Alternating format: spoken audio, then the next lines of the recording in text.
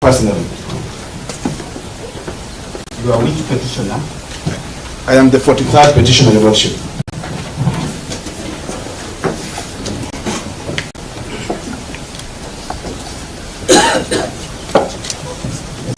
Once more, permit me to also place my senior Mr. Manzo on the quorum for the 44th, 45th, 7th, 8th, 49 petitions. That's my lord.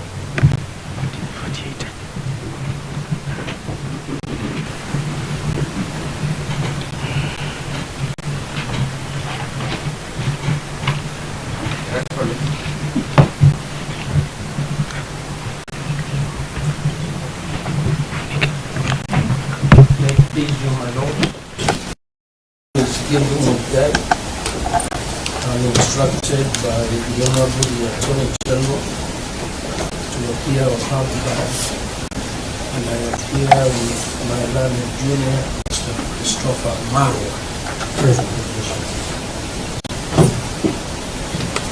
With your permission, I have taken the liberty of introducing everybody here. I have my learned friend, Mr. Bruno, Mr. Yamodi, and Mr. Uma, appearing for the National Assembly. I have my learned friends, Professor Thomas Jenda, Senior Counsel, and Mr. Mukele, appearing for the Senate. I have my learned friend, Dr. Mukele Kolo, Senior Counsel, appearing alongside Moses Kipogay, Ken Melly,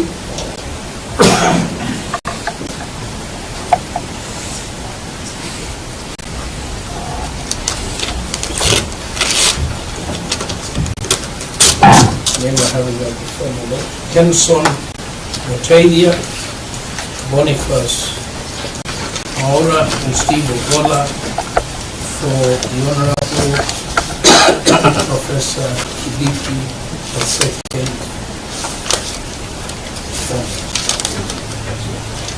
Sorry, I am corrected there. The Honorable Professor Kibiki, the second interested party.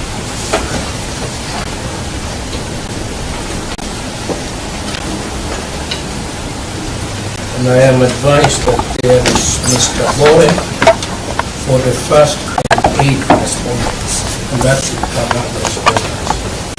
And the interested party. Thank you.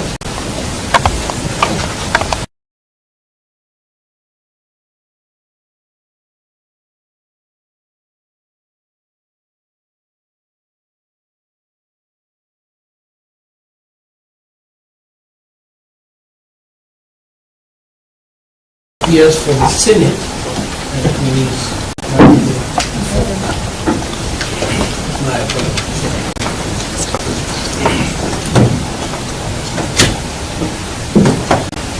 He said she's Miss Sancho. Sancho.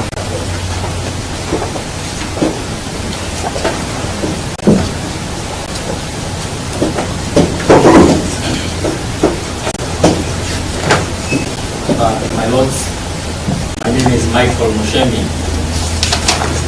I'm here together with Paul Kubula for the 9th respondent.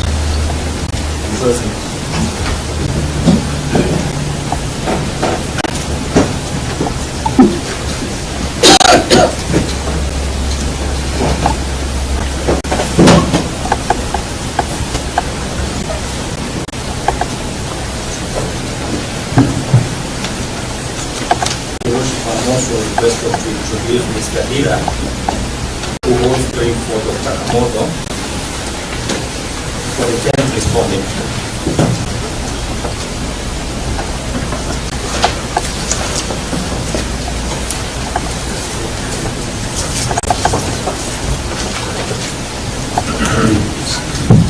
That's all for quorum.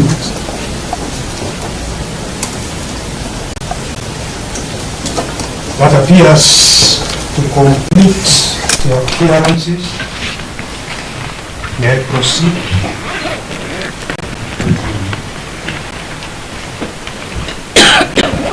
Thank you very much for taking the forum. There's some preliminary issues we want to address before we proceed. The first point is that we were not able to get the ceremonial hall where we could have been much more relaxed than we are in this place, because the ceremonial hall is being used for other purposes. That was a promise that we made. We are not able to keep it. Therefore, we apologize for that. To ameliorate the issue, we have created an overflow courtroom, that is court number 325, where there is a screen, and therefore you can inform others who may want to hear that there's an overflow courtroom number 325. The second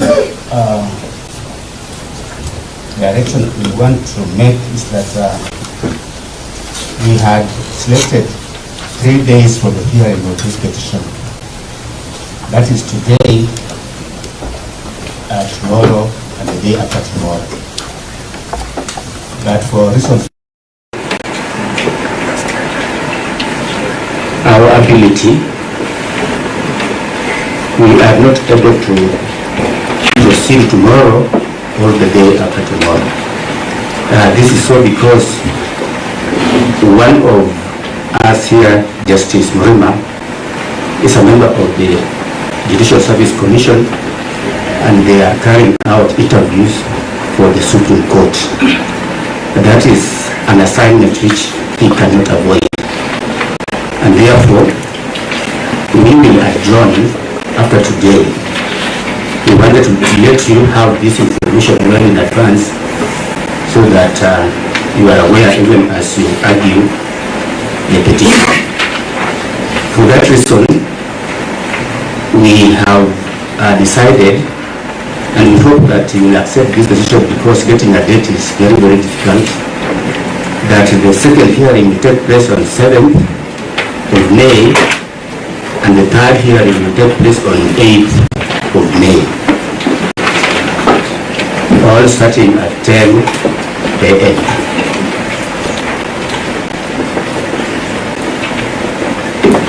The last direction concerns petition number 586 of 2024.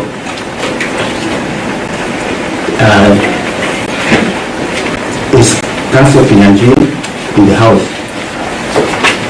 Mr. Pinanju? Yes, my lords, I'm online. All right. I was informed that it would be hybrid. I appear for the petitioner. I'm present. Yes, we will mention your matter, this petition number 586 of 2024 at 4 p.m. today. At 4 p.m. today? Yes.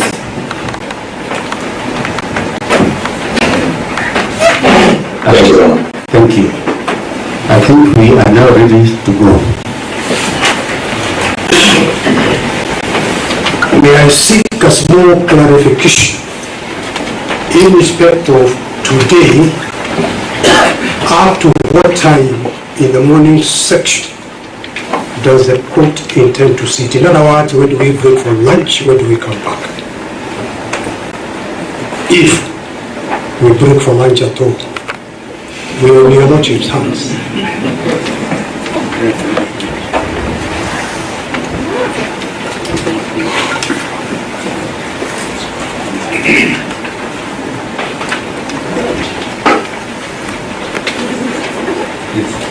I think it will be prudent for us to break at 1 and come back at 2. Thank you. Yes.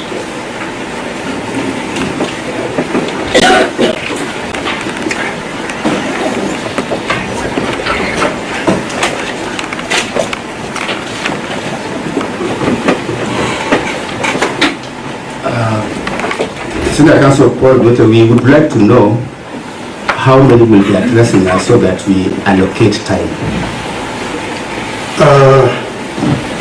For the 8 council appearing for the petitioner, the first petitioner, my lords, your ladyship, bearing in mind that the first petitioner is the subject of the impeachment, the main pleader in these proceedings, we have divided the highlighting of the submissions amongst the 8 of us. Perhaps my learned friend, senior counsel Gachagua and myself will take a little longer than the others. But the plea I'm making with what I'm saying is to plead with the court to bear in mind that this is the first opportunity. The petitioner, first petitioner, is having for stating his case. I plead that he be given adequate time. Thank you. So what are you proposing? I am proposing, in other words, my lords, that you kindly allocate me 1 hour give or take, and Elisha Ngoya 2 hours give or take, and the others 30 minutes give or take.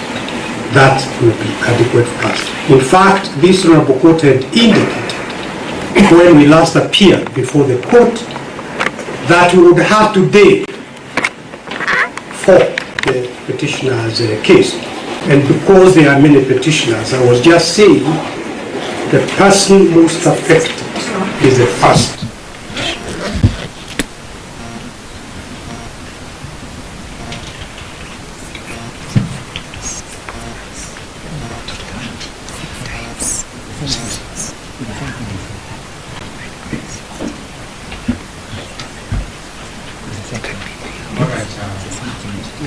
My lord and my lady, on our part, the third petitioner would request to be given 1 hour.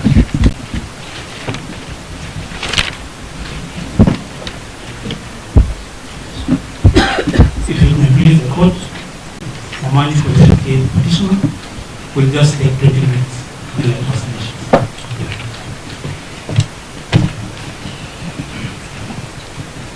Lordships, between myself and my brother Sakimpa, will equally need 1 hour.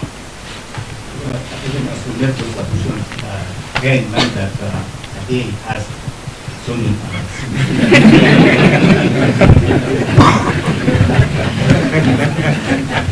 We endeavor to make it shorter. All right. I think we will proceed on the basis that we'll give you as much time as humanly possible within a day. We agree. Hello? May I start, Your Honor? Yes. My lords, your ladyship, the court will recollect that when we last appeared before this honorable court on the 24th of February 2025, I stated to this honorable court on record, on behalf of His Excellency regarding Gachagua, that he was abandoning his prayer for reinstatement as Deputy President of the Republic of Kenya. To that end, His Excellency regarding Gachagua amended and served his re-amended petition dated 13th of August 2025, in which further re-amended petition, he abandoned the prayer for reinstatement. I wish, again, my lords, your leadership, to reiterate that position on record.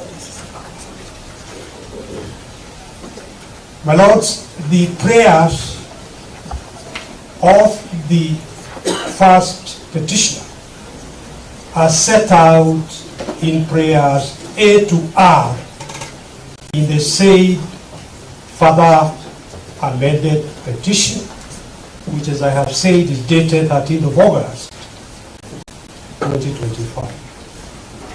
The core of those prayers can be summarized as follows.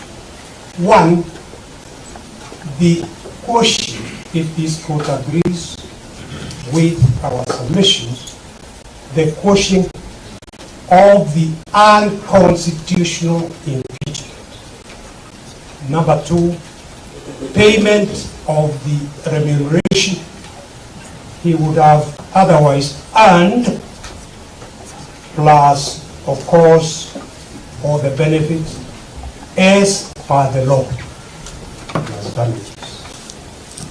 Finally, for the period of 2.5 years that His Excellency regarding Gachagua served as the second Deputy President of the Republic of Kenya, it is our submission that Article 151 of the Constitution is fully applicable, and I invite your Lordship and your leadership to have a look at that Article 151 when you retire.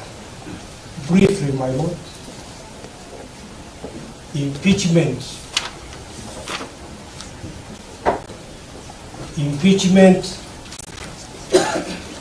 cannot and could not have been retrospective. That is the submission.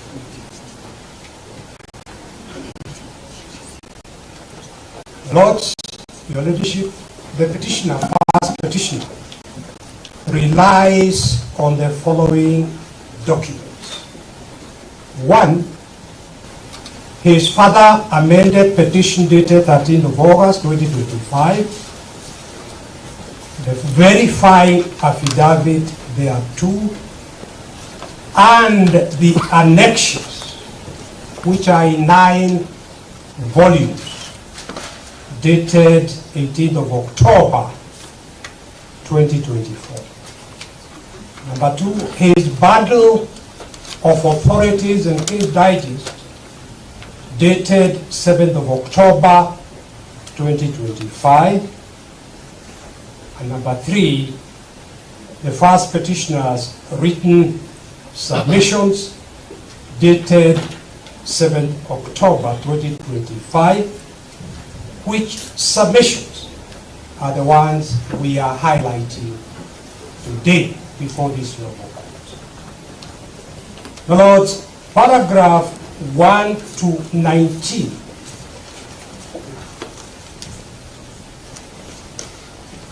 my colleague is drawing my attention that we also relying on the first petitioner's rejoinder to submissions, which you are served rather late in the day, but the rejoinder is dated 27th of April 2026. Thank you.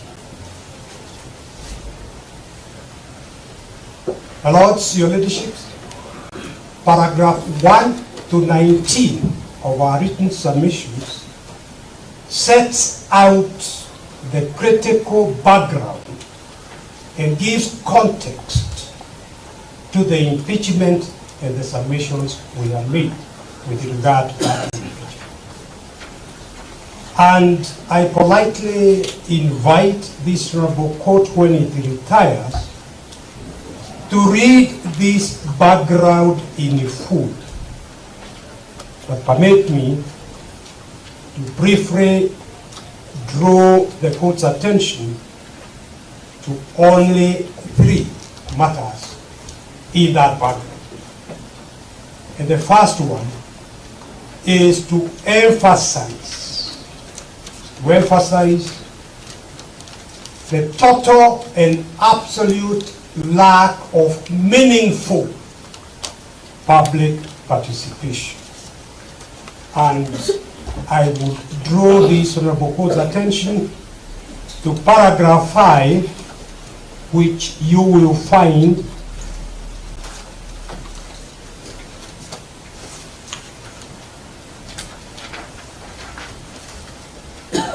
which you find at page 7.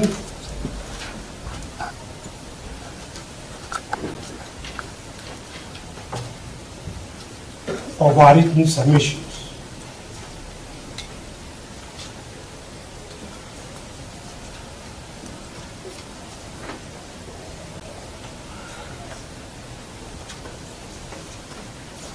My Lord, page 7 of our written submission, paragraph 5, is what I'm briefly referring to. The National Assembly conducted a public participation exercise on the 4th and 5th October 2024. However, the exercise was not adequate or meaningful. The exercise did not provide the public, for example, with the Deputy President's side of the story. The public was only presented with the allegations made by the National Assembly. And our submission is that if there is going to be effective public participation, it was essential for the public to be presented with what the Deputy President was saying. But that was never done. In Nairobi, for example, in the county of Nairobi, the National Assembly public participation for the county of Nairobi, capital city. The public participation at the Bomas of Kenya was presided over by select ODM members of parliament from Nairobi County, who repeatedly asserted that the event was for invited guests only. Lord, it is our submission that that is a mockery of effective public participation under the Constitution. And you'll find what I'm saying in the exhibit, my Lord, in exhibit marked RG 5 in volume 6, page 757 to 758. And also exhibit marked RG 7 in volume 6, page 764 to 765. My Lord, the second issue I would like to highlight is the rush from the word go, that the entire process was conducted by the National Assembly through to the Senate, breakneck speed, lightning speed. And the question that arises is why this speed? And our submission is that the only inference that can be drawn, and we drew, and we invite this report to draw, is that there was a predetermined result that the National Assembly and the Senate were rushing to achieve. Technical perception that they were doing what the Constitution requires, when in fact nothing of the sort was happening. Lord, if you look at paragraph 8, 9, and 10, and 11, and they appear from page 8 of our written submissions. Paragraph 8, the Lord, you see, the respondent, the third respondent, convened a session of the Senate on 8th October 2024, which then passed a resolution that the plenary would hear and consider, and I pause here to emphasize the word plenary, because both the Constitution and the standing orders of the Senate divide impeachment proceedings into stages: committee and plenary. And if the person to be impeached is to get any fair trial in the impeachment, the Senate cannot legally, constitutionally bypass the committee. It is the committee that accords an opportunity to the person to be impeached to be fully heard, not the plenary. And we will be highlighting our understanding, our interpretation of the law, that the rules of natural justice and on a correct interpretation of the relevant provisions of the Constitution, the standing order, it was not open to the Senate to bypass the committee of the Senate, where the law gives the Deputy President, the first petitioner, the opportunity before a smaller committee to fully present his evidence, be represented, and be heard. And the 10 days that later the Senate imposed itself on refer to the committee of the Senate, not to the plenary. Lord, paragraph 9, hearing before the Senate commenced as scheduled on 16th of October 2024, when the Honorable Mwengi Mutuse's evidence was fully discredited in cross-examination. This Honorable Court will be taken through all that. Number 10, paragraph 10, on 17th of October 2024, that was on the second day of the hearing, the Senate allocated the Deputy President 2 hours to present his case. You will see, and you will be addressed, my lords, the fact that somehow the National Assembly was allocated 3 hours. Yet, the person that was being impeached was the Deputy President, not the National Assembly. Lord, all these and many more is evidence of clear bias on the part of the National Assembly, despite on the part of the Senate, despite the Senate being presided, and I must state this, by a speaker who I personally have the highest regard for as a professional.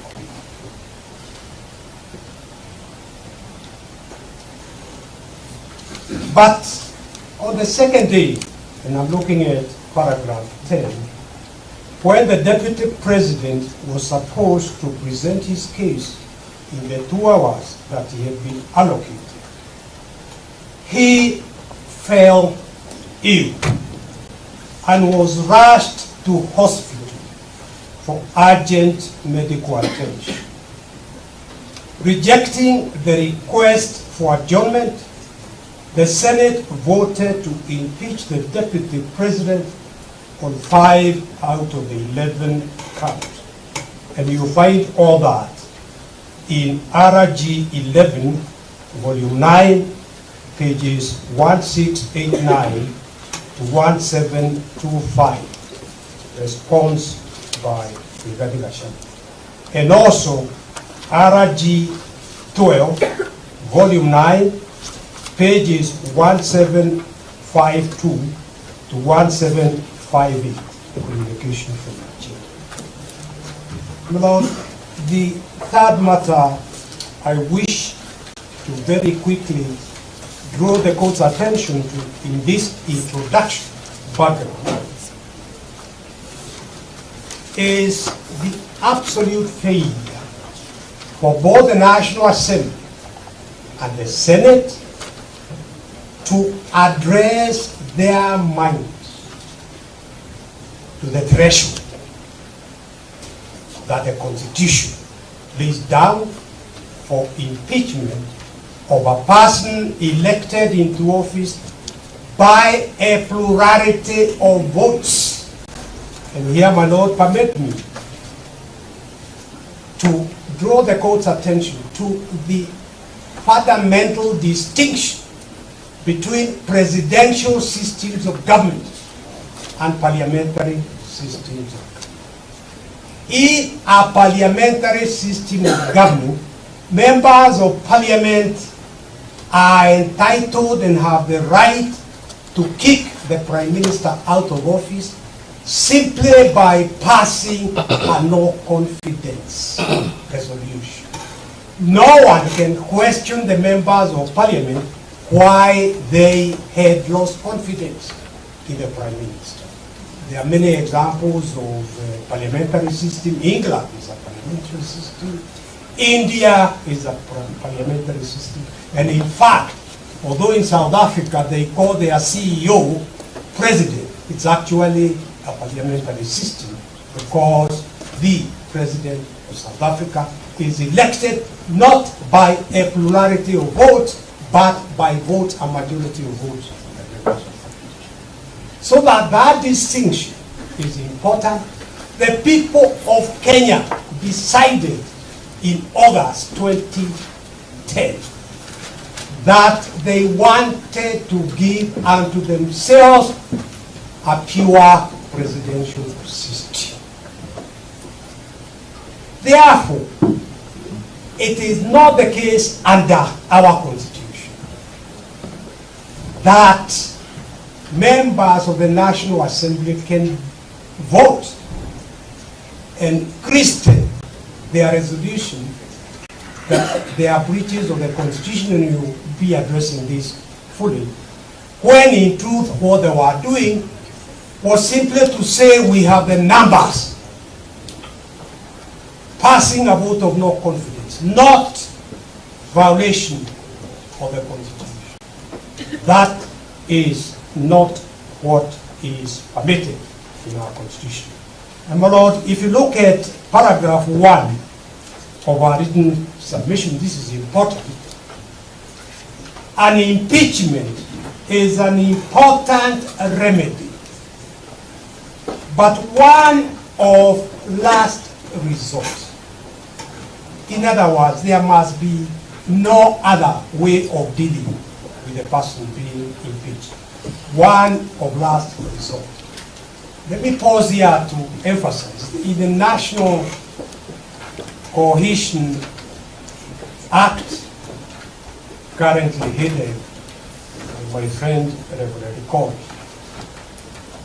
one of the charges leveled against the first deputy, the first petition, was making utterances that, strictly speaking, should have been reported to the National Integration Commission. If impeachment is a last resort, why was the deputy president being rushed to impeachment on matters in respect of which he could have been taken to that National Cohesion Commission and even prosecuted? That was not respecting the important dictate in presidential system that impeachment is a last resort.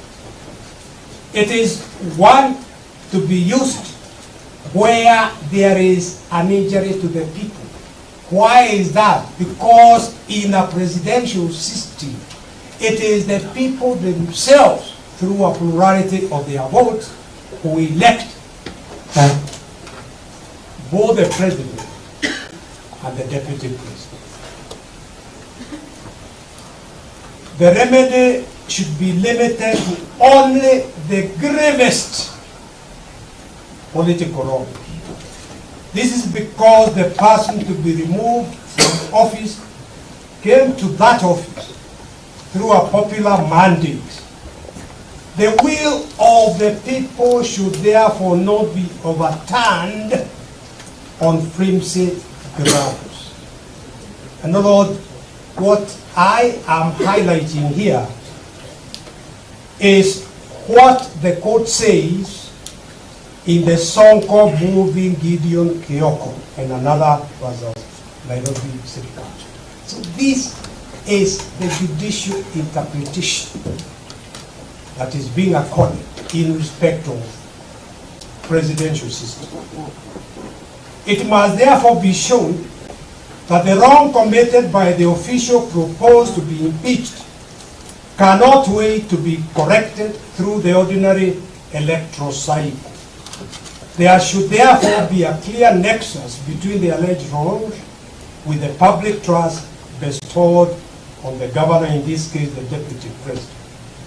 It is incumbent upon the High Court, and this is important, it is incumbent upon the High Court to determine if the facts in support of the charges against the deputy president meet and prove the threshold in Article 181 of the Constitution, which is why we are before this honorable court. It is, my Lord, as I say, the first time that the first petitioner has the opportunity to state his case and to point out the lack of that high standard of gross violation of the Constitution or the written law that the Constitution prescribes.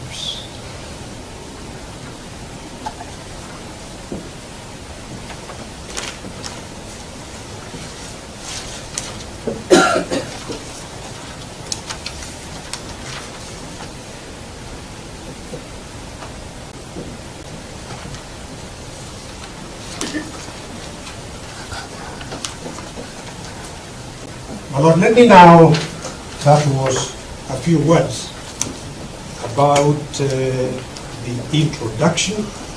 Let me now go to the issues that I need to highlight.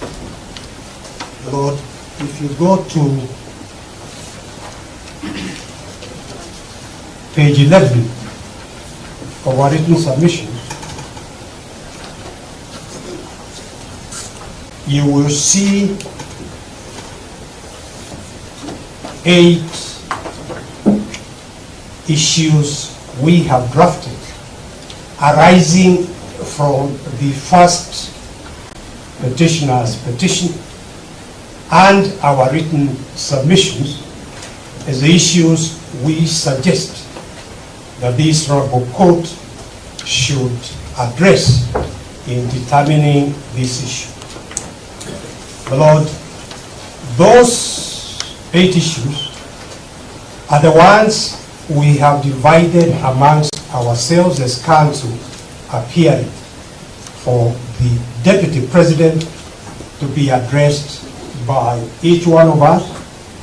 My Lord, we will avoid as much as possible not to be repetitive, but there will be different dimensions to each of the issues that will be addressed by different councils.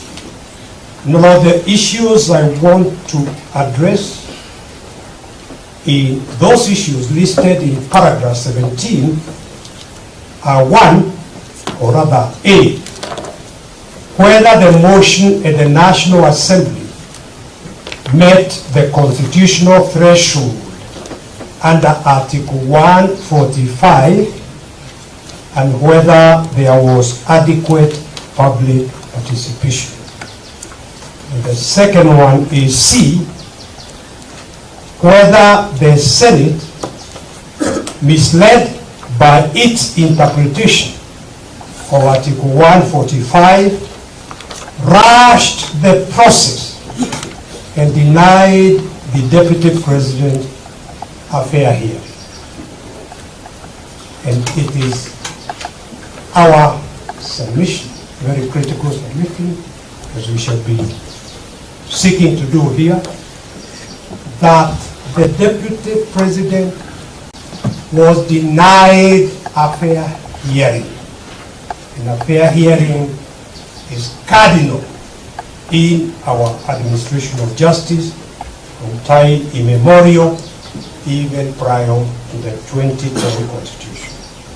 And the third one is whether the overnight clearances for the replacement Deputy President evidenced a predetermined process compounded by the violations. Whether that was unconstitutional. My Lord, Your Leadership, the motion by the National Assembly was defective and failed to meet the constitutional threshold.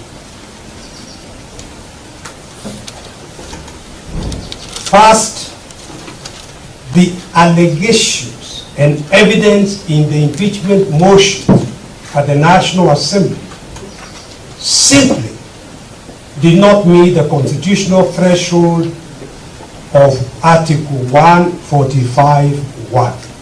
And you will find that in Exhibit RG1, Volume 1, page 2 to 41, the notice of motion. My Lord, in Martin, Nyaga, Wambora, and 3 others, the Court of Appeal held that the facts that prove gross violation must be proved before the relevant constitutional order. My Lord, Your Leadership, my learned friend Dave Wanjiru here, and myself had the privilege of arguing the Wambora case. It is a high standard in presidential systems. Not each, and you'll find that in the Wambora case, our Battle of Authorities, paragraph 45, pages 45 to 46.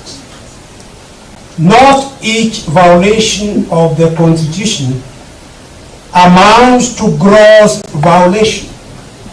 My Lord, the drafters of the Constitution could have said violation of the Constitution or other written law. They didn't. The word gross must carry the true intention of the drafters of our Constitution. This is the Court of Appeal in the Wambora case saying not every violation amounts to a gross violation. The charge must expressly state that the alleged violation is gross and give particulars of the alleged gross violation. Whatever is alleged against the governor, in this case deputy governor, may I say, not just the deputy governor, the law that this court will be laid down or reiterated will apply to the impeachment of the president himself. It's very weighty issues that this court is asked to confront. Whatever is alleged must be serious, substantial, and weighty. There must be a nexus between the person to be impeached and the alleged gross violation of the Constitution or any other written law. The charges framed against the governor or deputy president of the president and the particulars thereof must disclose a gross violation of the Constitution or any other written law. D, the charges as framed must state with a degree of precision the article or articles, even sub-articles of the Constitution or the provisions of any other written law that have been allegedly been grossly violated. Here, my lords, in the case before this honorable court, the allegations were vague, lacking in detail, and wholly unfounded. Besides, the National Assembly erred in failing to apply the threshold and standard of proof applicable to impeachment proceedings, thus violating Article 145. For example, although the court in the Robert Alive as an Attorney General case, which is reported in 2017, 6090, nullified Section 132 of the Penal Code. The court nullified Section 132 of the Penal Code. 5 years before the Deputy President's election to office, ground 8 of the impeachment motion alleged that the Deputy President had violated that nullified law warranting his removal from office by impeaching the Deputy President on the basis of a section that had been nullified by this court. What he didn't know was the National Assembly sending to the public who had elected the Deputy President with over 71 million votes.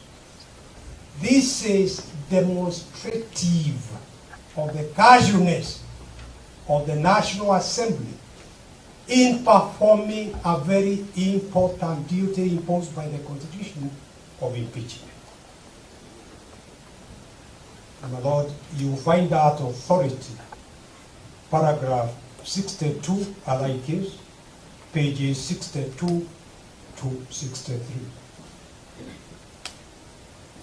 And although Article 145(1)(b) only applies where there are serious reasons for believing that the Deputy President has committed a crime, in ground 8, the National Assembly resolved to impeach the Deputy President for, among others, violations of a nullified law. The National Assembly of the Senate of that resolution, finding that the charge of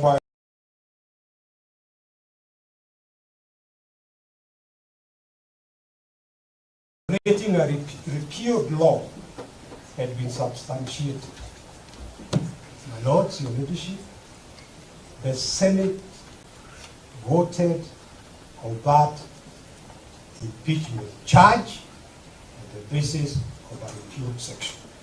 And you'll find that in Exhibit RG3, Volume 6, pages 745 to 747. And my Lord, although Article 10 on accountability and the allied case opened all holders of public offices to searching public scrutiny, in ground 9, the National Assembly approved the charge that the Deputy President had grossly misconducted himself by publicly criticizing a public security. And my Lord, what offense was the National Assembly stating here? What article of the Constitution was the National Assembly stating had been violated by the first petitioner criticizing the NIS director? My Lord, you will see from Article 239, and in fact the NIS Act, that the NIS, under the Constitution, 239, sabbatical 5, is supposed to be under civilian oversight authority. And the act itself clearly recognizes that, which is why you will find in the NIS Act, it is 206 of the laws of Kenya. You will find in Part 3, civilian authorities, the heading, effective civilian authority. They then say that the cabinet secretary will be the civilian authority oversight. The cabinet secretary is part of the executive. That is not civilian oversight. Simply put, this National Intelligence Act has never complied with the provisions of the Constitution. Had they operationalized that and set up a civilian oversight authority, it is that civilian oversight authority that will take up these issues.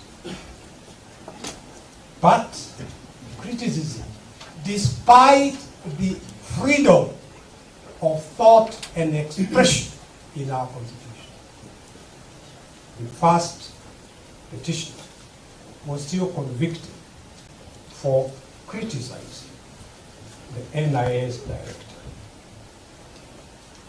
So, my Lord, Your Leadership, what you are submitting here is that there was absolutely no attempt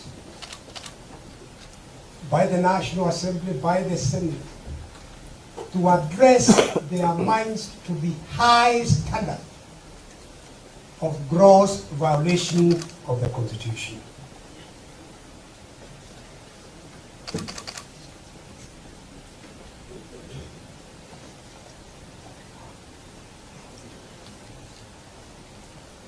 My Lord, Ground 5 accused the Deputy President of grossly violating Article 3(1) and 148(5)(d) of the Constitution and of failing to uphold his oath of office and allegiance. There were no details provided. Instead, Ground 5 simply referenced Ground 1, 2, 3, and 4. This unfair and confusing charge was such that even though the Senate cleared the Deputy President of Ground 2 and 3, it still voted to impeach him based on Ground 5. There was no attempt to explain, even vaguely, how the Deputy President had violated his oath of office. Ground 6 equally alleged that there were serious reasons to believe that Rigathi Gachagua had committed crimes under Section 13(1)(a) and 62 of the National Cohesion and Integration Act.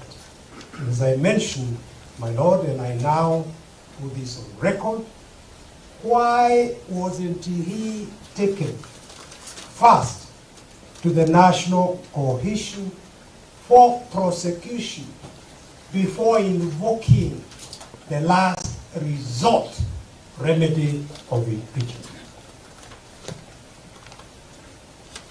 Because the Deputy President filed a response to the motion before the National Assembly on 8 October 2024 and was granted 2 hours to orally present his rebuttal on the floor of the National Assembly from 5 p.m. to 7 p.m. In the presentation, the petitioner made a cogent, irrefutable, factual, and legal response to each of the 11 grounds cited in the impeachment motion. Lord, you see that in Exhibit RG2, Volume 2, pages 211 to 240. For instance, concerning the claim in ground 8 that the Deputy President had acquired property and wealth estimated at 5.2 billion Kenya shillings from proceeds of corruption and money laundering, the Deputy President explained that no valuation had been done, so where the National Assembly, Honorable Mwengi Mutuse, got 5.2 billion is anybody's guess. If you want to judge somebody, you present them that this is the value of this property. Further, from his brother's will, the bulk of those properties to which the sum of 5.2 billion was erroneously and maliciously attached belonged to his late brother, the late Honorable James Derito Gachagua. May his soul rest in eternal peace. Some, like the Olive Garden Hotel, Vipingo Beach Resort, Queen's Gate Serviced Apartment, he did not even own. And yet, this was what he was impeached on. But we are falsely attributed to him. He produced ownership document showing otherwise, and you will find that, my lord, in RG2, volume 2, pages 211 to 214.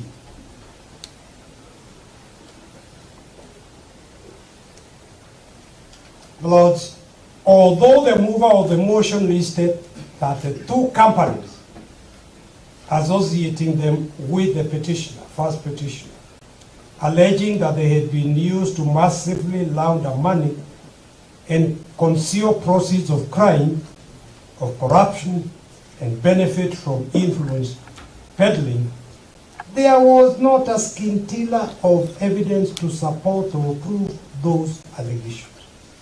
No evidence showed any impropriety, and you'll find that in RG2, volume 2, pages 214 to 218.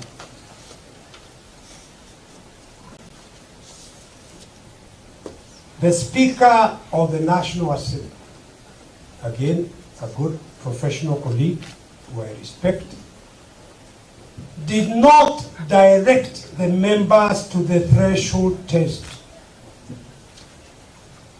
the appropriate standard. Hence, the resolution was passed in proceedings conducted as a vote of no confidence, rather than a critical step in impeachment proceedings to alter the sovereign will of the people. And you'll find that as message of the Senate, number 025 of 2024, approval of special motion, RG3, volume 6, 745 to 745. Equally, the National Assembly's decision of 8 October 2024 was invalid on the grounds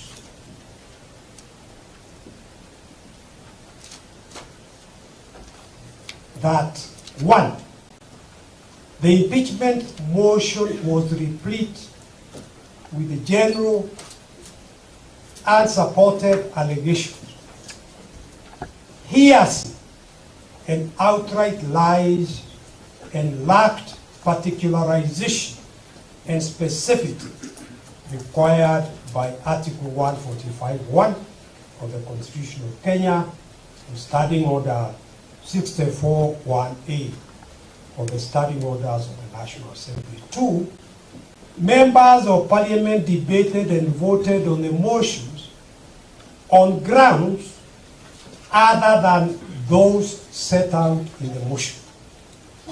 The impeachment was converted into a vicarious assault on family rather than investigation of constitutional violations by a public servant. Members of Parliament, let me skip that and go to the next one. The entire impeachment process was designed to avoid and be ring-fenced from scrutiny and accountability, pushed through with uncharacteristic speed, with the intention of ramming the process through before it could be audited for constitutional compliance. The National Assembly prosecuted proceedings on the basis that the petitioner offended the president rather than the Constitution.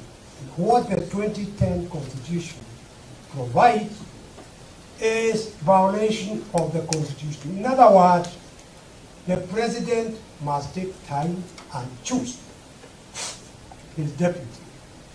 And what I don't need to take time to go through what the country was put through between His Excellency Daniel Toroitich Arap Moi and his Vice President George Saitoti, dangling the Vice Presidency, requiring the President to choose his or her deputy before the election so that the people could themselves vote is a very important aspect of our Constitution. The National Assembly trivialized the gross misconduct standard set out by the Constitution and other statutes for holding public servants to account. And, my Lord, I will not repeat the Wambora case, but I would state the impeachment motion was replete with generalized statements, unsupported allegations, hearsay, outright lies, lack of particularization and specificity as required by Article 145. My Lord, the exposition on all that is set out in paragraph 36 of our written submissions, and I will not take the time of this court going through them. I invite the court to read through it when you retire.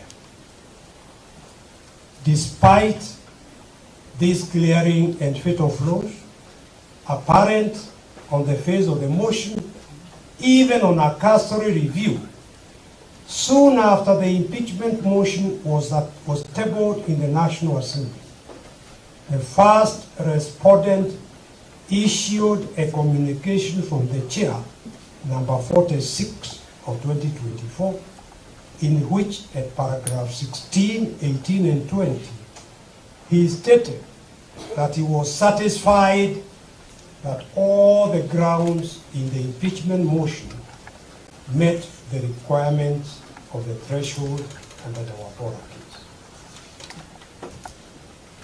The first respondent legally incorrect decision to allow the motion to proceed for debate, despite its clear failure to meet the specificity and accuracy requirements of the standing orders, seems to have been motivated by Parliament's biased and reckless haste to pass the motion as quickly as possible in order to shield the process and its obvious serious rules from judicial review.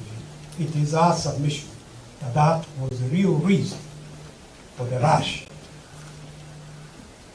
My Lords, Article 50, Sub-Article 2B of the Constitution states that every accused person has the right to a fair trial, which includes the right to be informed of the charge with sufficient detail to answer, to be informed in advance of the evidence the prosecution intends to rely on, and to have reasonable access to that evidence.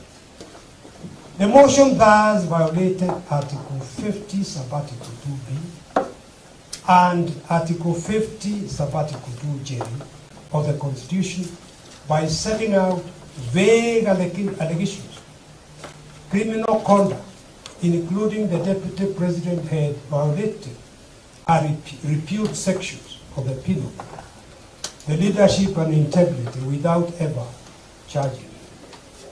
Overall, the impeachment motion of the first respondent's communication from the chair was thus incapable of invoking the National Assembly's mandate under Article 150 as read with Article 145. My Lord, you will see all that in RG 1, Volume 1, pages 2 to 41, and RG 8, Volume 7, page 969 to 976. So, my Lord, that is all I wish to say about A. Let me very quickly move to C.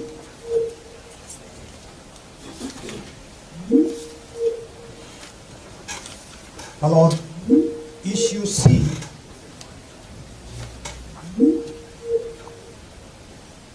is there a problem with your gadget? Say hold on. I'm listening to the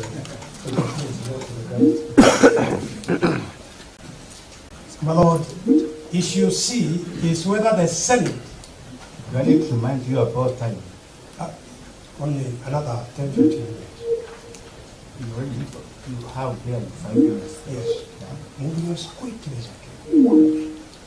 See, my Lord, which you find at page 40 of our submission, is whether the Senate misled by its misinterpretation of Article 145, rushed the process and denied the Deputy President hearing. The Senate, my Lord, recognizes the right to a fair hearing in considering a petition for removal of a person from office because they say so in their standing order number 81, the right to appear before the committee, the relevant committee. That is in standing order number 81. Whenever the Constitution or any other written law require the Senate to consider a petition or a proposal for the removal of a person from office, the person shall, and the word used in standing order number 81 is that the person shall be entitled to appear before the relevant committee of office. The petitioner here was denied that opportunity to appear before the committee. And the importance of the committee, my Lord, is that the committee has got less members. The law gives the subcommittee 10 days to investigate. And therefore, the Deputy President would have been able to appear before that subcommittee with his evidence, with his lawyers, and would have been able to argue his case.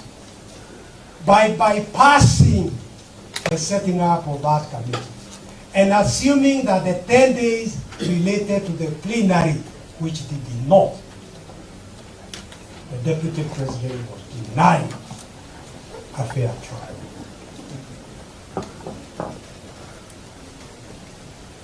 My Lord, when the Deputy President had all along appeared in person and signaled his willingness to take the stand, he became mute. And none of us, all of us are human beings. My Lord, illness does not come knocking. One is just taken ill. And he was taken ill after very stressful, strenuous proceedings, National Assembly,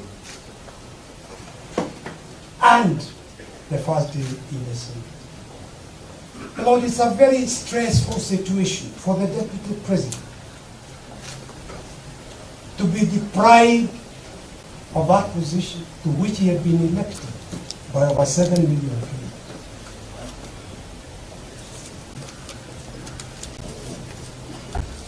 Lord, when counsel for the Deputy President stated that he had been taken ill, the Speaker ruled for the Senate, I said we were going to execute with military precision owing to the fact that we need to conclude business today. And he said I had indicated that I could not get hold of the client. All the doctors advised, because he had been admitted to ICU.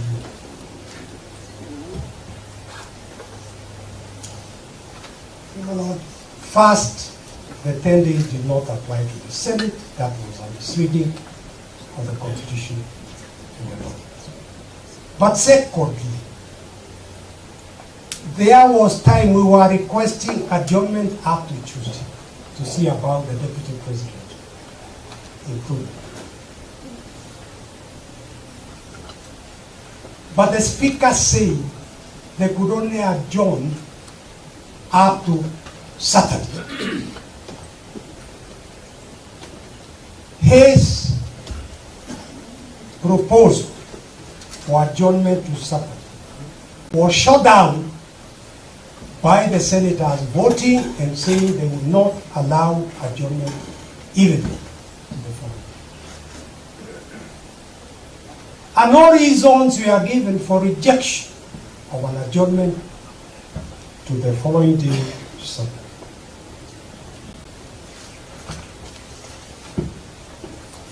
Lord, this was a serious violation of the rules of natural justice.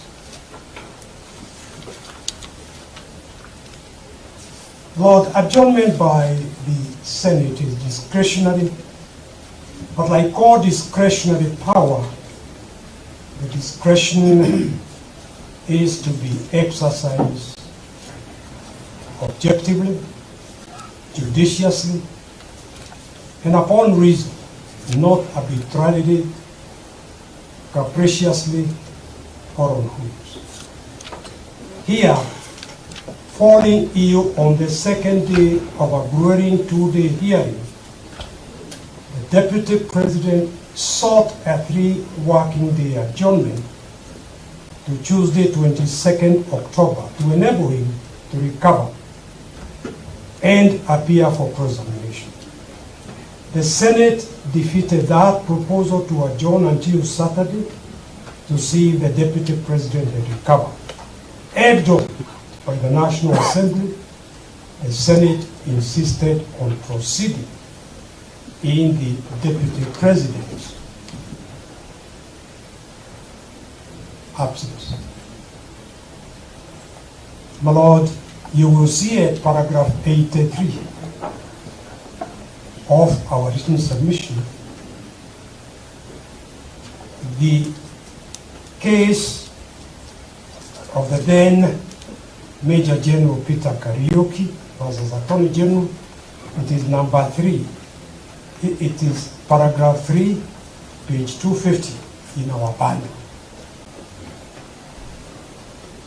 where the Court of Appeals said the appellant's request for a 3-working-day adjournment, 3 days adjournment, to instruct counsel was denied. He had been held incommunicado without access to a lawyer for over 147 days. He had less than 10 hours in total, and in a prison setting to instruct his lawyer to prepare his defense. Overturning the court-martial decision denying the adjournment, the Court of Appeal explained, it must never be forgotten that the right to an adjournment to enable a party to adequately prepare his or her case in a criminal trial is underpinned by no less an instrument than the Constitution. The authorities cited above relate to exercise of discretion to grant or refuse an adjournment in a civil dispute. We are of the opinion that although the same principles are relevant in respect of application for adjournment of criminal trials, nevertheless, because of the constitutional basis of that right, the potential impact on a citizen's liberty, the court is obliged to be more circumspect in rejecting an application for adjournment and to specifically consider whether denial of such a right guaranteed by the Constitution would result in miscarriage of justice. And there are very many cases cited, even in the common law. My Lord, again, I had the privilege of arguing this case before the court-martial back in 1983, following the attempted coup, and also through the High Court, through the Court of Appeal.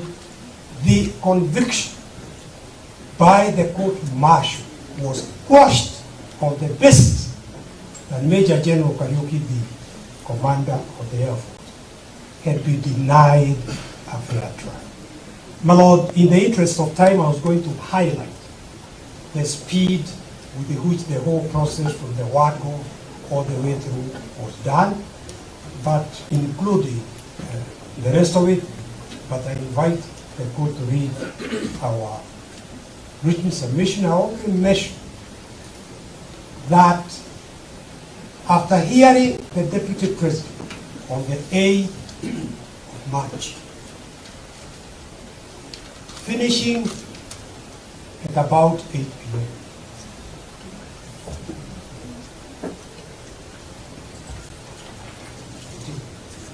Anyway, on the date that the National Assembly considered this motion, they voted to impeach close to 9 p.m. The normal working hours are daylight hours. How is it that the National Assembly could not even wait for the following day to transmit their resolution to the Senate? Lord, it was transmitted at night.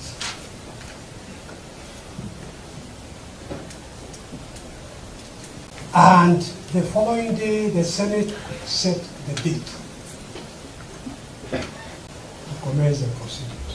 Equally, when the Senate, after depriving the Deputy President a fair opportunity to defend himself, impeached on 5 out of the 11 grounds. Equally, they had to transmit the impeachment resolution back to the Senate close to midnight on the same night. And my Lord, I'm inviting this court to see this breakneck speed. Somehow, the Speaker of the National Assembly had in advance issued a notice convening a sitting of the National Assembly.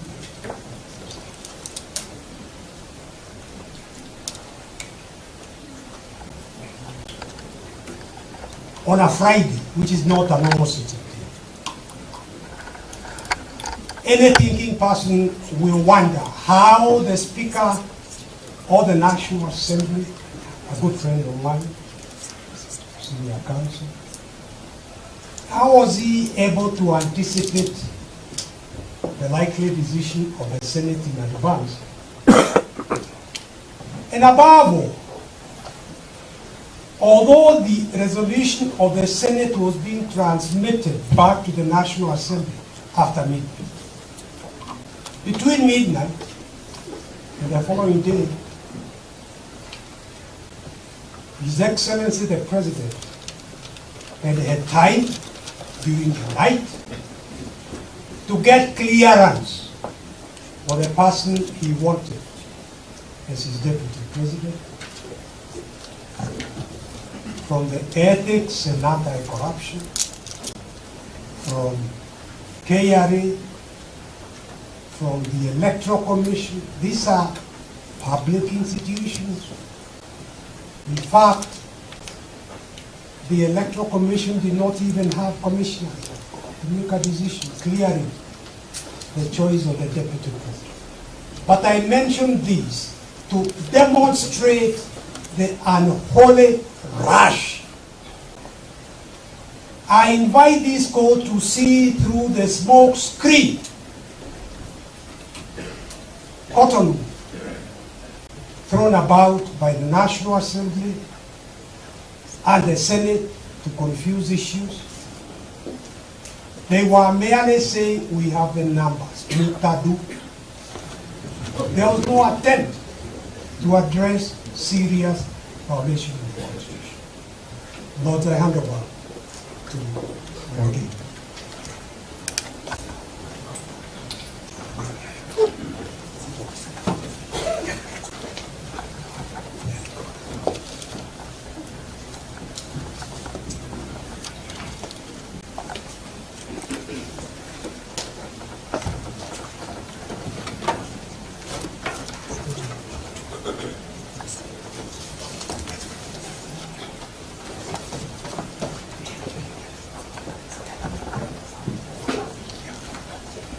Thank you, my lords and my lady. My name is Elisha Ongoya.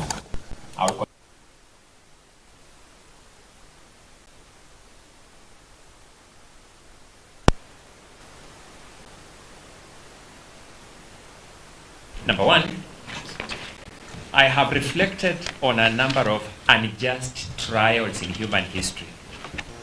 The trial of Sir Thomas More, the trial of Socrates, and even the trial of Jesus Christ.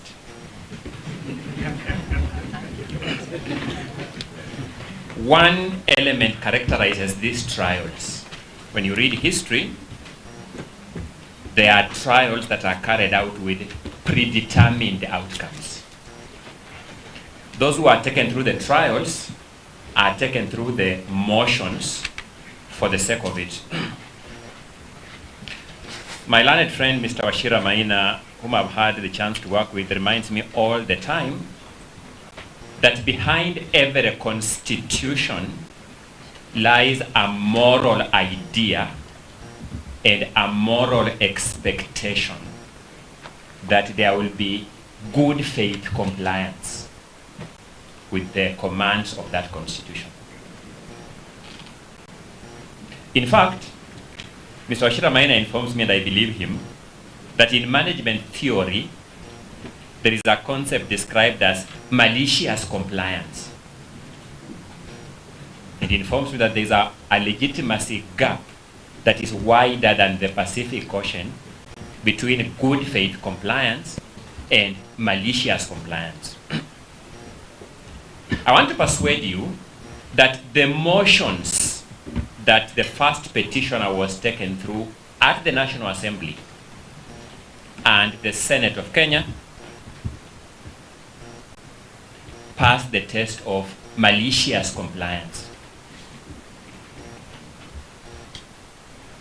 The danger of allowing malicious compliance to go unredressed is that it injects an irredeemable legitimacy gap in constitutional processes.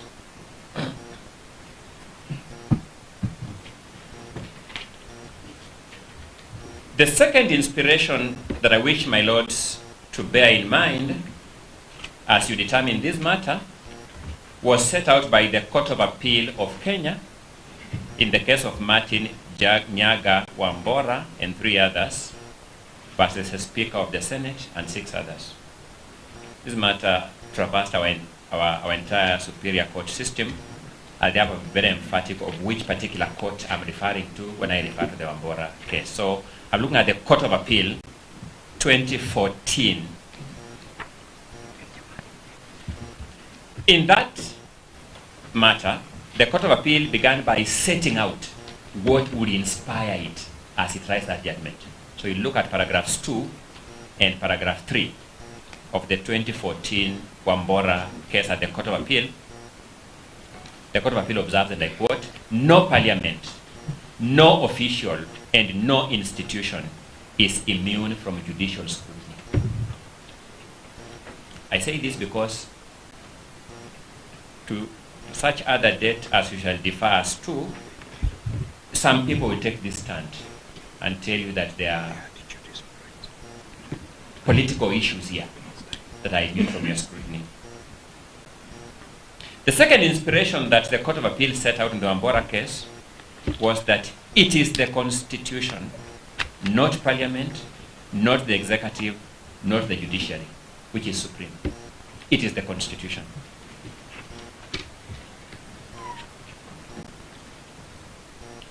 I stand here to canvass one substantive question, a continuation of the threshold concerns surrounding the motion, particularly as eventually approved by the Senate.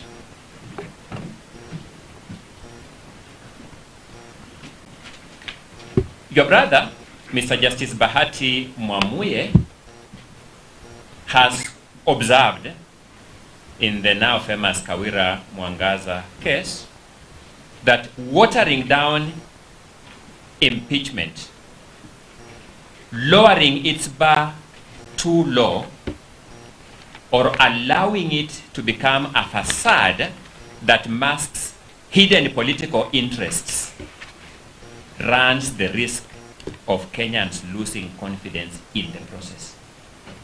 That's the big risk that our constitutional order is subjected to if we allow what happened in this country, culminating into the resolution of the 17th of October 2024, to stand. It's a threat to confidence in our constitutional democracy itself. Allow me just to reiterate one question that has bothered me, and my learned senior colleague, Senior Counsel Paul Mwita, has touched on it. On 17th of October 2024, when you go through the Hansards of the Senate that I will draw your attention to in a short while, the Speaker of the Senate delivered a communication from the chair, an actual ruling, which informed the members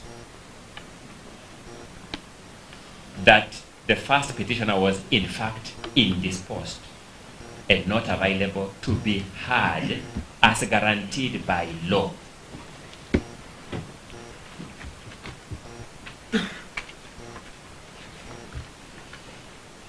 My lords will agree with me.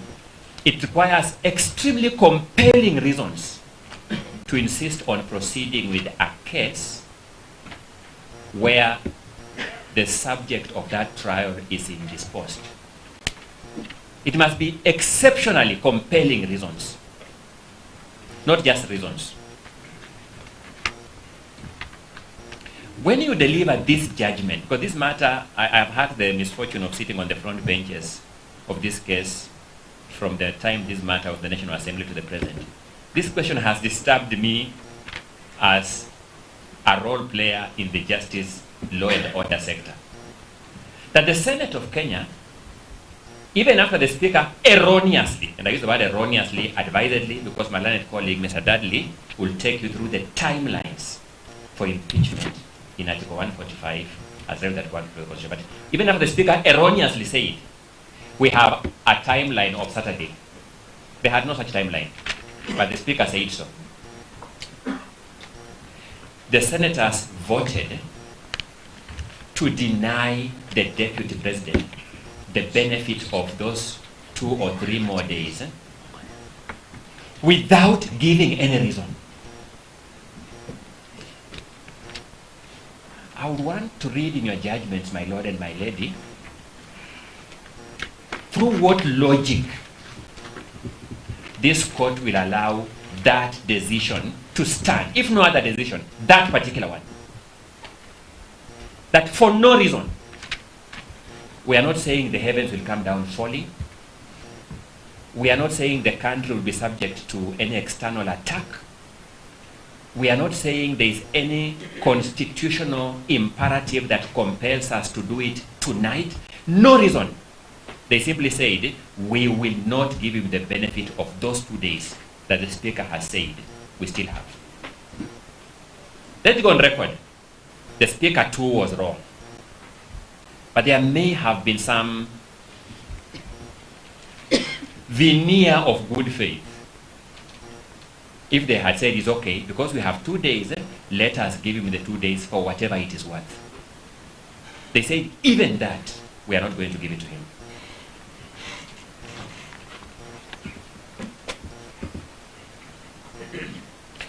On the threshold questions, the matters that I'm specifically tasked to bring to your lordship's, ladyship's attention are the following. Number one, Article 150, Clause 1 of the Constitution sets out the constitutional textual threshold for removal of a deputy president from office by impeachment. And it says it's on the grounds of gross violation of a provision of the Constitution or any other laws.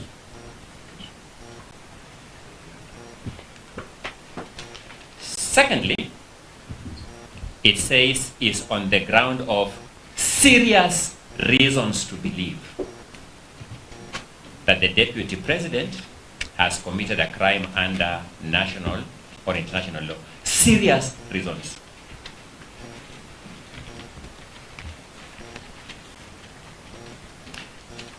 I'll be making out a simple case that the National Assembly really disappointed the country. To approve a motion that there are serious reasons to believe that the deputy president has violated a provision of the law, Section 132 of the Penal Code, which has been declared unconstitutional, null and void, is a locus classicus of lack of seriousness in the reasons. And thirdly, the standard of gross misconduct. Let's face it, my lords, my lady. The drafters of this constitution could as well characterize these wrongs as violation of the constitution, because that's also a wrong, or reason to believe that the DP has committed a crime, or misconduct. Those are wrongs. But they were particular to add these descriptive words, gross, to the violation, gross to the misconduct, and serious to the reasons. The conclusion I draw from this is that they set a very high threshold for removal of a deputy president from office.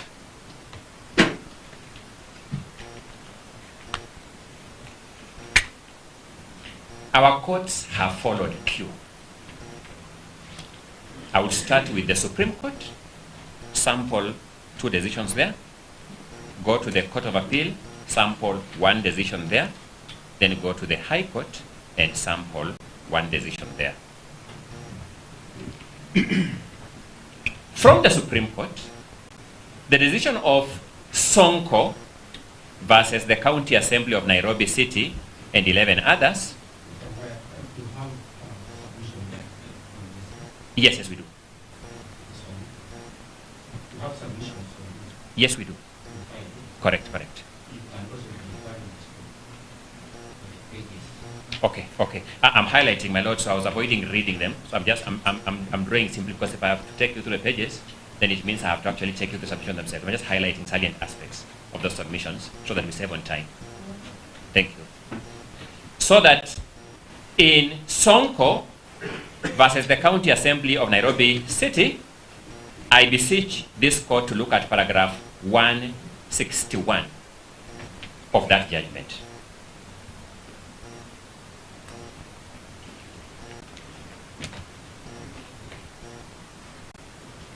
The Supreme Court observed that the grounds for impeachment and removal from the office must be substantiated.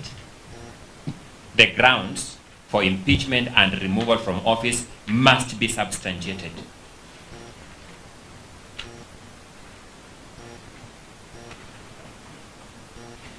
It means, my lords and my lady, the motion mover and his supporting cast of witnesses must show us where is the supporting evidence for each of those grounds. They must show where the supporting evidence is. Because substantiation simply means adduction of adequate evidence to lend credence to the ground.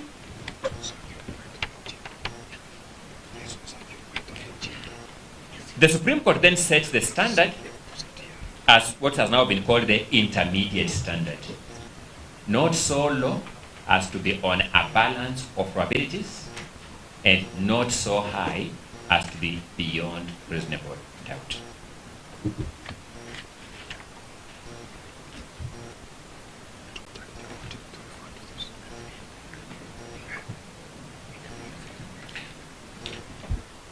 You will find these descriptive words of grounds for removal from office in removal of other office bearers from office under our constitution, like judges of superior courts. They'll be removed on similar grounds. And you'll see the Supreme Court has dealt with that in the case of Muya versus the tribunal appointed to investigate the conduct of Justice Martin Mati Muya, Judge of the High Court.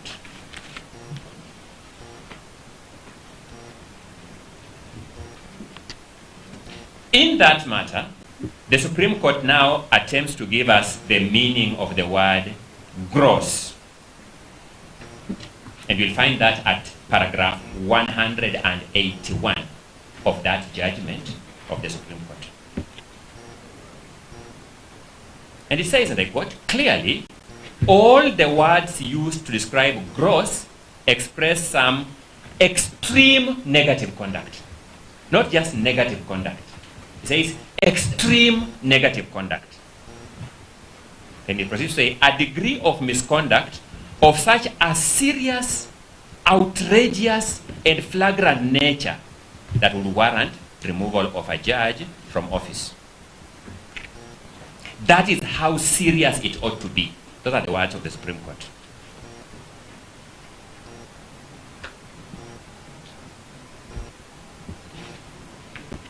So, the Court of Appeal, I have already observed, sets that standard in the Martin Nyaga Wambora and 3 others. I'll just refer you to paragraphs 42 through 45 of that judgment. But there is something else that I want us to draw from the Martin Nyaga Wambora case. How to frame charges for an impeachment motion. Because the Court of Appeal also dealt with that question. And when you look at paragraph 44 of the Martin Nyaga Wambora decision, the 2014 Court of Appeal decision, that's the one I have in mind. If you look at paragraph 44, you will see that the Court of Appeal draws similarities in drawing charges for an impeachment motion to drawing criminal trial charges for court.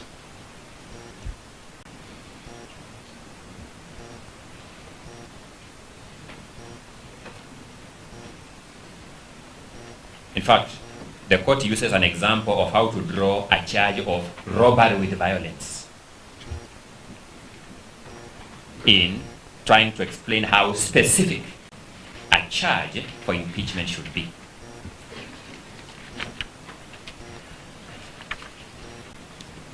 I say this because in drawing criminal trial charges, there is a wrong in framing charges called multiplicity of charges, and I'll show you how that wrong applied in the trial of His Excellency Rigathi Gachagua.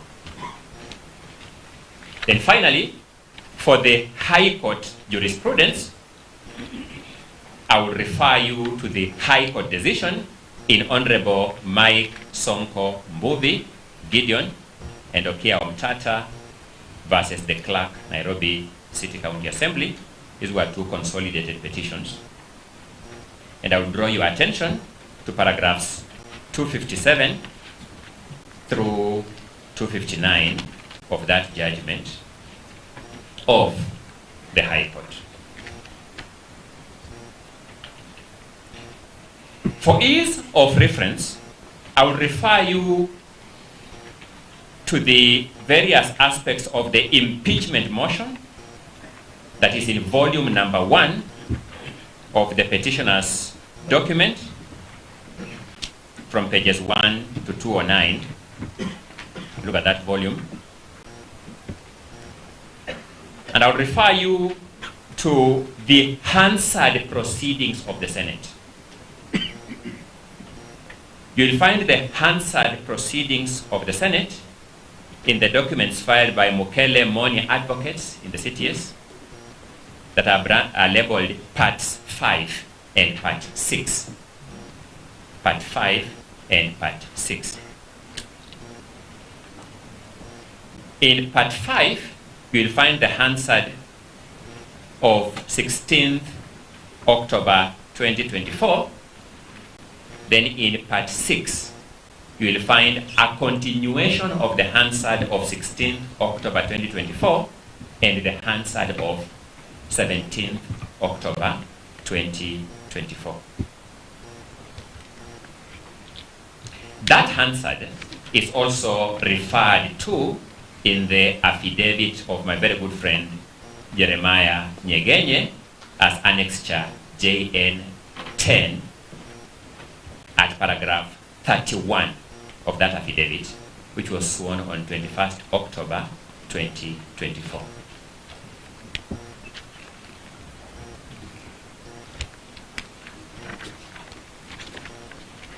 So, returning to the question under scrutiny from my end, I would invite you to look at page 59 of the Hansard of 16th October 2024.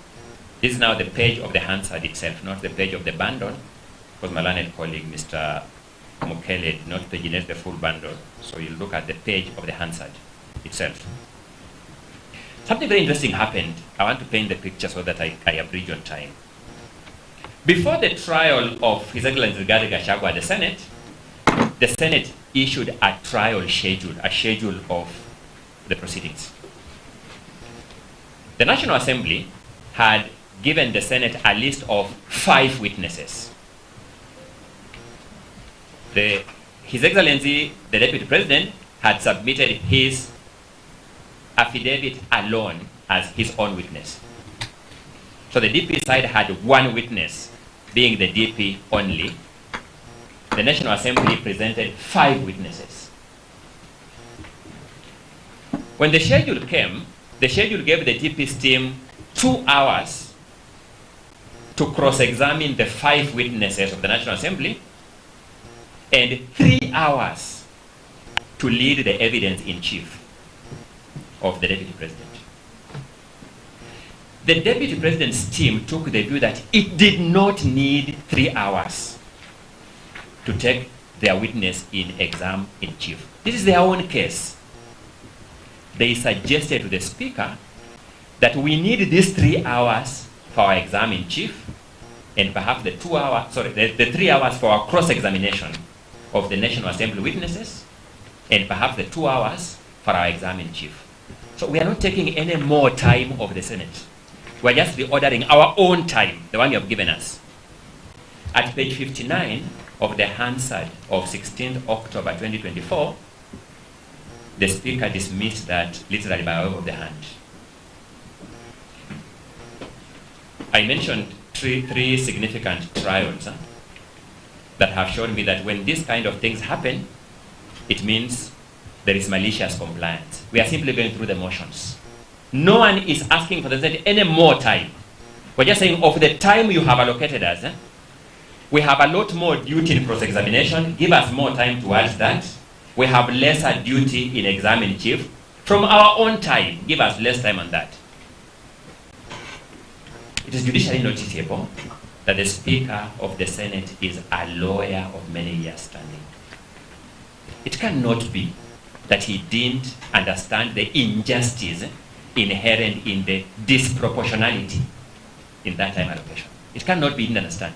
He understood it by virtue of the trust bestowed upon him as a trained lawyer. He breached that trust.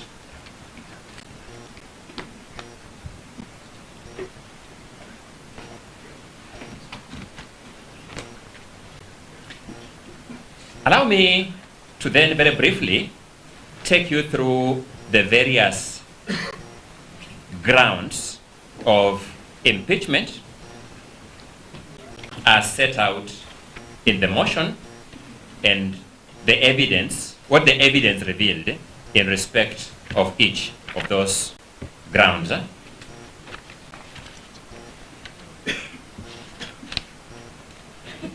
I will start with the ground number 4 of the impeachment motion.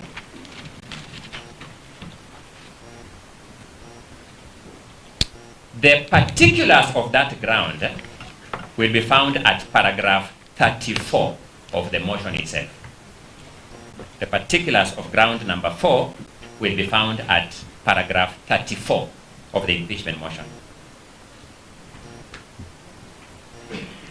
This is one of the grounds that the Senate approved and which contributed to the loss of office of His Excellency Rigathi Gachagua. The particulars state that the Deputy President made a scathing public attack against the Honorable Lady Justice Esther Maina, Judge of the High Court of Kenya, and falsely threatened to file a petition against the said judge in gross violation of Article 160, Clause 5 of the Constitution.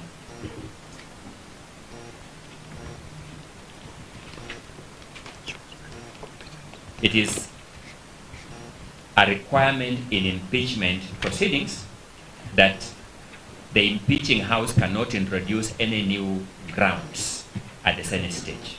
They are held to account on the grounds as approved by the National Assembly.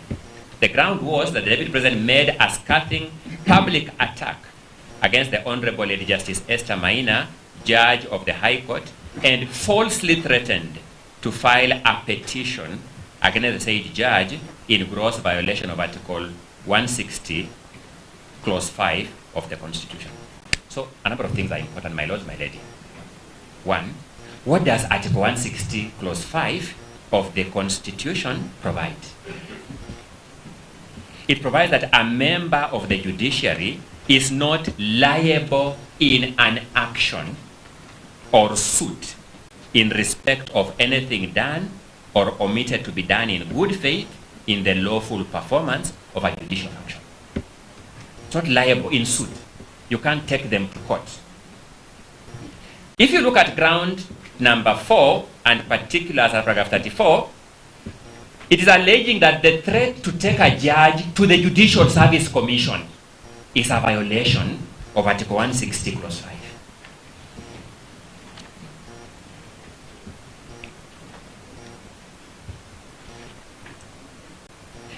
I wonder, their lawyers are here, they will tell us.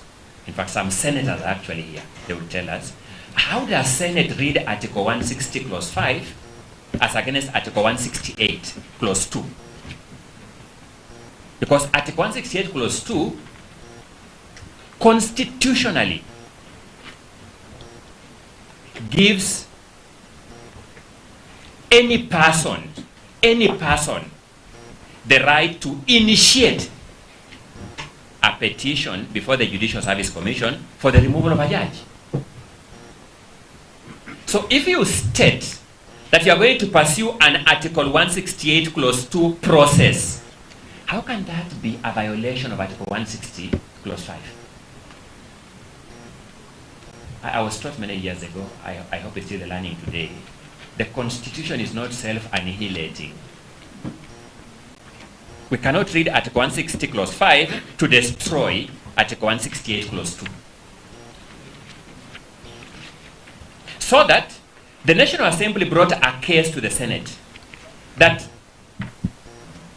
a claim by the Deputy President that he is going to file a petition against Justice Esther Maina is a violation of Article 160 Clause 5.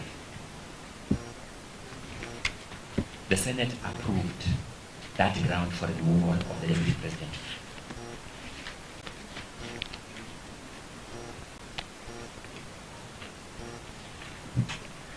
Now, let's not lose focus of this, my lords. The express text of the ground and the particulars at paragraph 34 of the motion is that the Deputy President had falsely threatened to file a petition against Justice Maina. Now, the Supreme Court has told us the ground must be substantiated. So I will now take you how the motion mover substantiated the ground.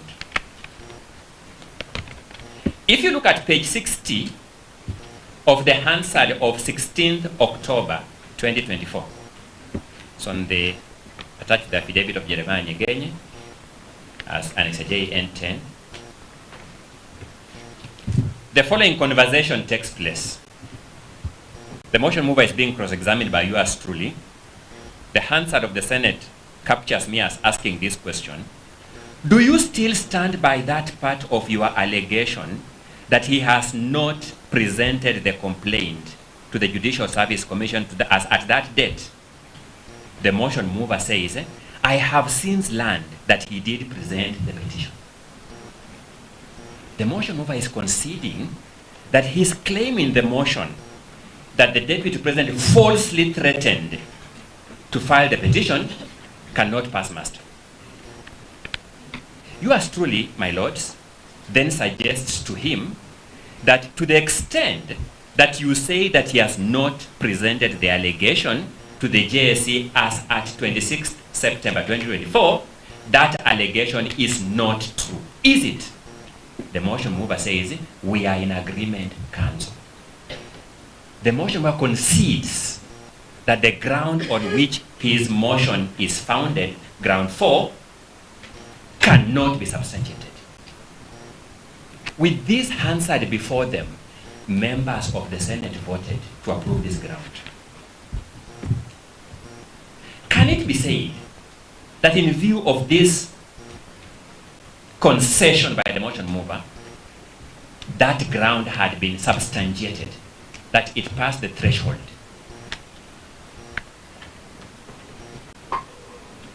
The third aspect I want my lords to reflect on when you retire, you can answer this question either way. Some of us enjoy reading these judgments either way.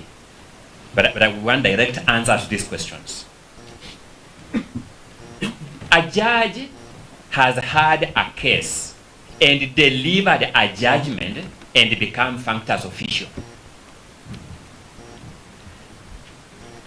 Can a verbal criticism of the manner in which that judge conducted herself in that case constitute a violation of the decisional independence of the judge? That's what the ground said. It said gross violation of Article 161 of the Constitution on the institutional and decisional independence of judges. Can a verbal criticism of a judge, because of a decision she has already rendered and become functus officio, amount to a threat to the decisional independence of that judge? Which decision? She has already rendered the decision.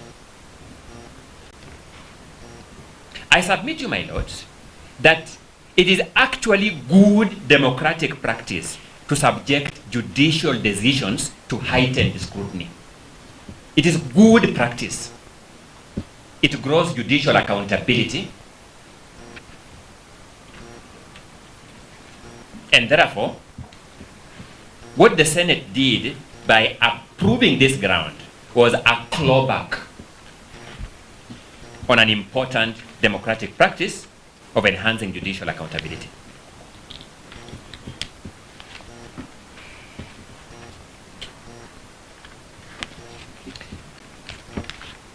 The two grounds that I want to deal simultaneously are grounds 5 and 6, because they suffer the same fate of inadequacy. Grounds 5 and 6. Ground 5, and both of them were approved. So I've already dealt with one that was approved. I'm dealing with 2 others. Then I'll deal with 2 others to finish the 5 that were approved. Ground 5 accused the Deputy President of gross violation of Articles 3.1 and 148.5a of the Constitution and fidelity to the oath of office and allegiance.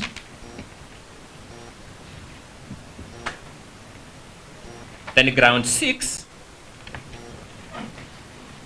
provided that the Deputy President, that there were serious reasons to believe that the Deputy President had committed a crime under sections 13(1)(a) and 62 of the National Cohesion and Integration Act. Those were the 2 grounds. So, a ground must be supported by particulars. That's what the Supreme Court has said. Then the particulars must be substantiated. Now, when you look at the motion, ground 5 had no particulars of its own. Ground 6 had no particulars of its own. Instead, what the drafter of this motion, in his drafting wisdom, did was to say the grounds in support of ground 5, the particulars in support of ground 5 are the particulars in grounds 1, 2, 3, and 4. That's what he said. Similarly, in respect of ground 6, the drafter didn't supply particulars. Instead, he said the particulars in support of ground 6 are the grounds set out in the particulars set out in grounds 1, 2, 3, and 4. My lords, as experienced jurists, you know better than I do that particulars are the specific acts or omissions constituting the wrongdoing. The specific acts or omissions constituting the wrongdoing. The National Assembly went to the Senate and said, we are charging the Deputy President in ground 5 and ground 6 because of the acts and omissions we have referred to in grounds 1, 2, 3, and 4. Is that a permissible way of framing a charge of impeachment? I began by setting out that it has been established that the grounds, the charges in impeachment are framed in the same manner as charges in a criminal case.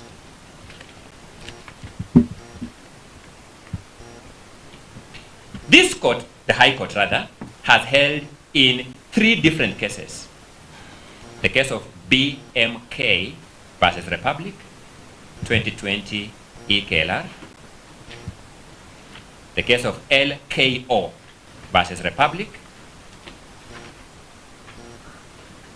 2022 EKLR. And the case of Etiang versus Republic, 2022 EKLR. I'll just refer to one because they make the same principle.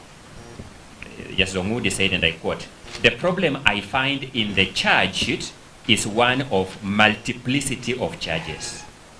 Then she defines multiplicity. Multiplicity in a charge sheet arises from charging of a single criminal act as multiple separate counts. This may result in violation of the right of an accused person under Article 50, Clause 2, Paragraph O of the Constitution. That multiplicity of charges is a violation or a threat to Article 50, Clause 2, Paragraph O. And it defines multiplicity to mean charging a single act as multiple separate counts. So therefore, when the National Assembly tells us that the acts in ground 1, 2, 3, 4 are the same acts that constitute the ground 5 and ground 6, these two grounds were bad for multiplicity. They were a violation of Article 50 of the Constitution. They cannot found a threshold for impeachment. Both of the two grounds were approved by the Senate as constituting the basis for removal of the Deputy President from office. But there's something very bad about it. The Senate voted to approve grounds 5 and 6 on the particulars set out in 1, 2, 3, and 4, and ground 5 on the particulars set out in grounds 1, 2, 3, and 4, but acquitted the Deputy President of grounds 2 and 3. And remember, they gave no reasons for convicting. And that's how obscene this trial in plenary is, as my learned colleague, Mr. Chell Dudley, will take you through in a short while. Then finally, ground 1.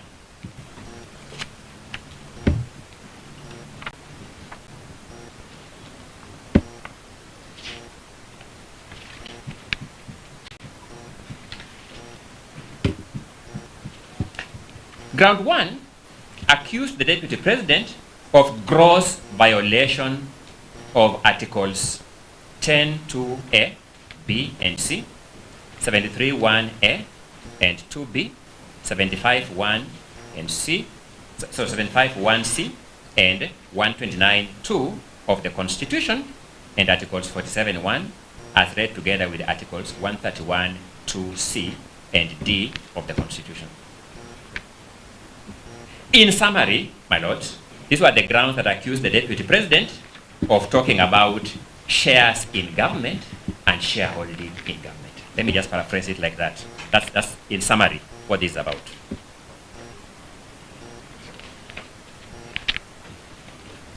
My learned colleague, Mr. Tom Macharia, took the motion mover through cross-examination on this ground.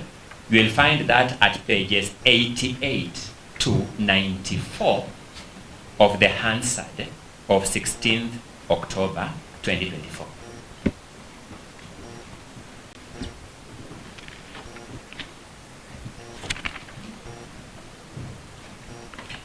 So a number of things emerged. I just summarize them. Number one, the motion mover confirmed that the government of the day in Kenya is formed by a coalition of parties named the Kenya Kwanza Coalition.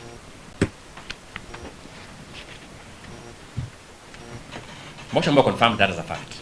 Number two, he confirmed that the Kenya Kwanza Coalition was formed of pre-election coalition agreements involving various parties.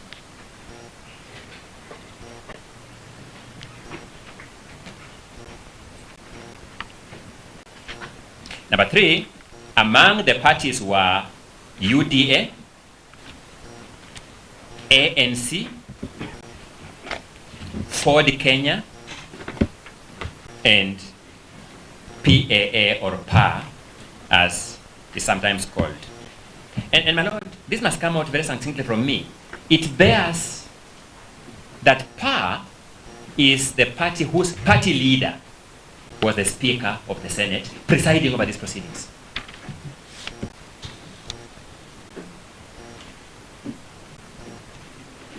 When you finally take time to read pages 88 to 94, the motion mover confirmed that each of these coalition agreements made references to sharing of government. And they expressly spoke about sharing government positions and sharing resources. You'll see the coalition agreement between Ford Kenya and ANC talking about certain roads in Western Kenya, nowhere else. You'll see the coalition agreement with the PA talking about development of marine resources in coastal Kenya. You will see positions, the leader of Ford Kenya being promised the position of the Speaker of the National Assembly and certain cabinet portfolios and principal secretary portfolios. The leader of the party called PA being promised a position of the Speaker of the Senate. The question, therefore, is that when parties enter coalition agreements and pre-election manifestos, it is the people who determine whether they want to be associated with that kind of manifesto or that kind of pre-election arrangement at an election. For some reason, the people of Kenya chose this agreement with shareholding arrangements in 2022. If the people of Kenya are unhappy, they have another opportunity in 2027 to deal with it. And that is exactly what the High Court set out in the Sonko decision that I have just referred to.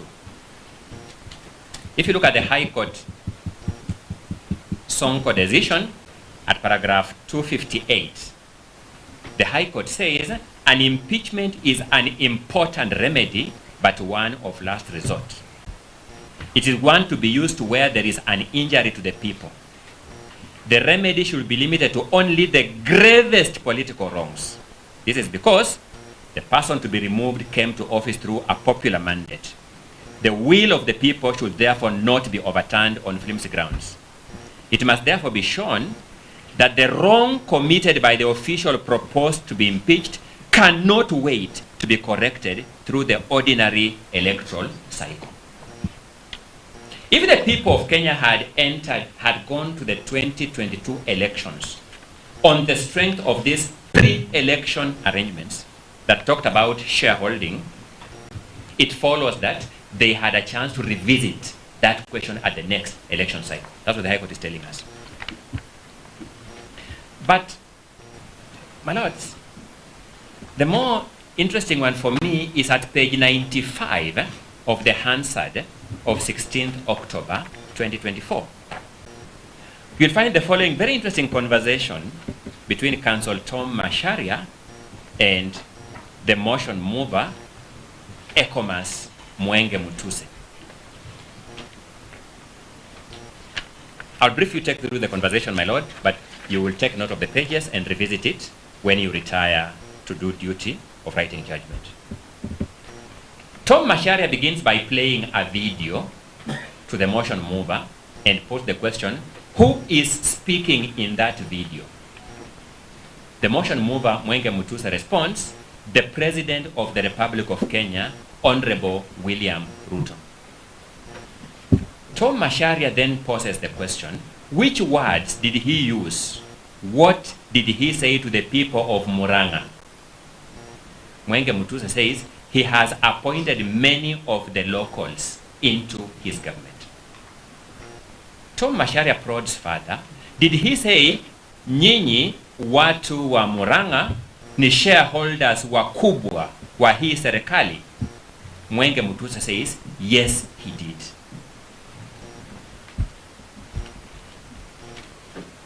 The people of Kenya have no difficulty waiting to assess their president at the next election cycle in 2027 following this conversation. The question we want you to deal with is this. Why is the president's reference to the people of Murang'a as shareholders in his government acceptable political rhetoric? And a similar reference to the people of Nandi and Kericho, because those are the areas mentioned in the motion, by his deputy, an impeachable offense.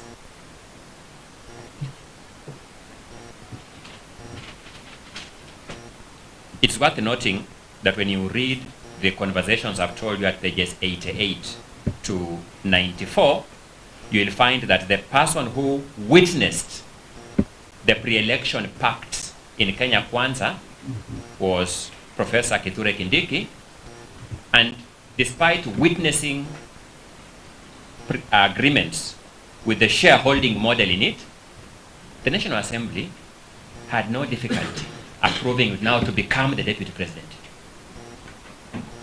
It is that uneven-handedness that we want this court to ask itself this question. Did the National Assembly find a wrong, then sought to establish who is the wrongdoer to be punished, then found the deputy president? Or did it find the deputy president, then asked, what wrong can we put on him to punish him? Which is what appears to me to have transpired in this set of circumstances. I have taken you through the 5 grounds that were approved by the Senate to demonstrate to you that they were bad for multiplicity. That's grounds 5 and 6. They fell short of the threshold as set out in Article 150 of the Constitution, as expanded upon through judicial interpretation. And therefore, generally, they could not found a motion for removal of the deputy president from office.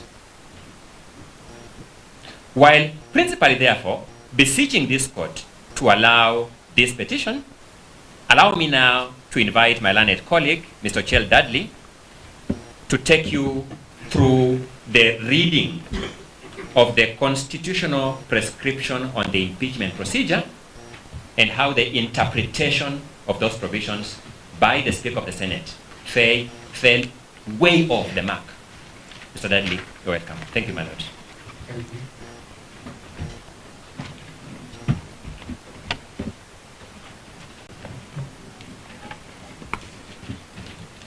Thank you, my lord, for the opportunity to address you on this important question. When we last left the court, I had thought that we were done with jurisdiction, but the National Assembly spends the first 32 pages of their submissions saying that you either lack jurisdiction, or if you have it, then you're limited to looking at the process. And you should not hear the substantive violations that my 2 colleagues have told you about. They cite, quite helpfully to us, a Filipino case, Francisco versus House of Representatives, where the Filipino Parliament had similarly argued that the Filipino judiciary had no jurisdiction to review impeachment proceedings. The court concluded that that process has procedural safeguards, and therefore it answers to a legal process. My lord, that stance, the stance that the proceedings you're dealing with are both political and legal, is found in the report of the Technical Working Group D on the executive. My senior counsel, team leader, Paul Mwito, was a delegate number 114. The current speaker was delegate number 209 at the CKRC conference. And you'll hear Professor Githu Muigai, when he rises, tell you that these provisions on impeachment were hotly contested. They were the most contentious provisions. And so, my lord, detail was paid to these provisions. The law is that Parliament does not waste words. Every word in a legislation must be given a meaning. Now, let me begin with what's common ground.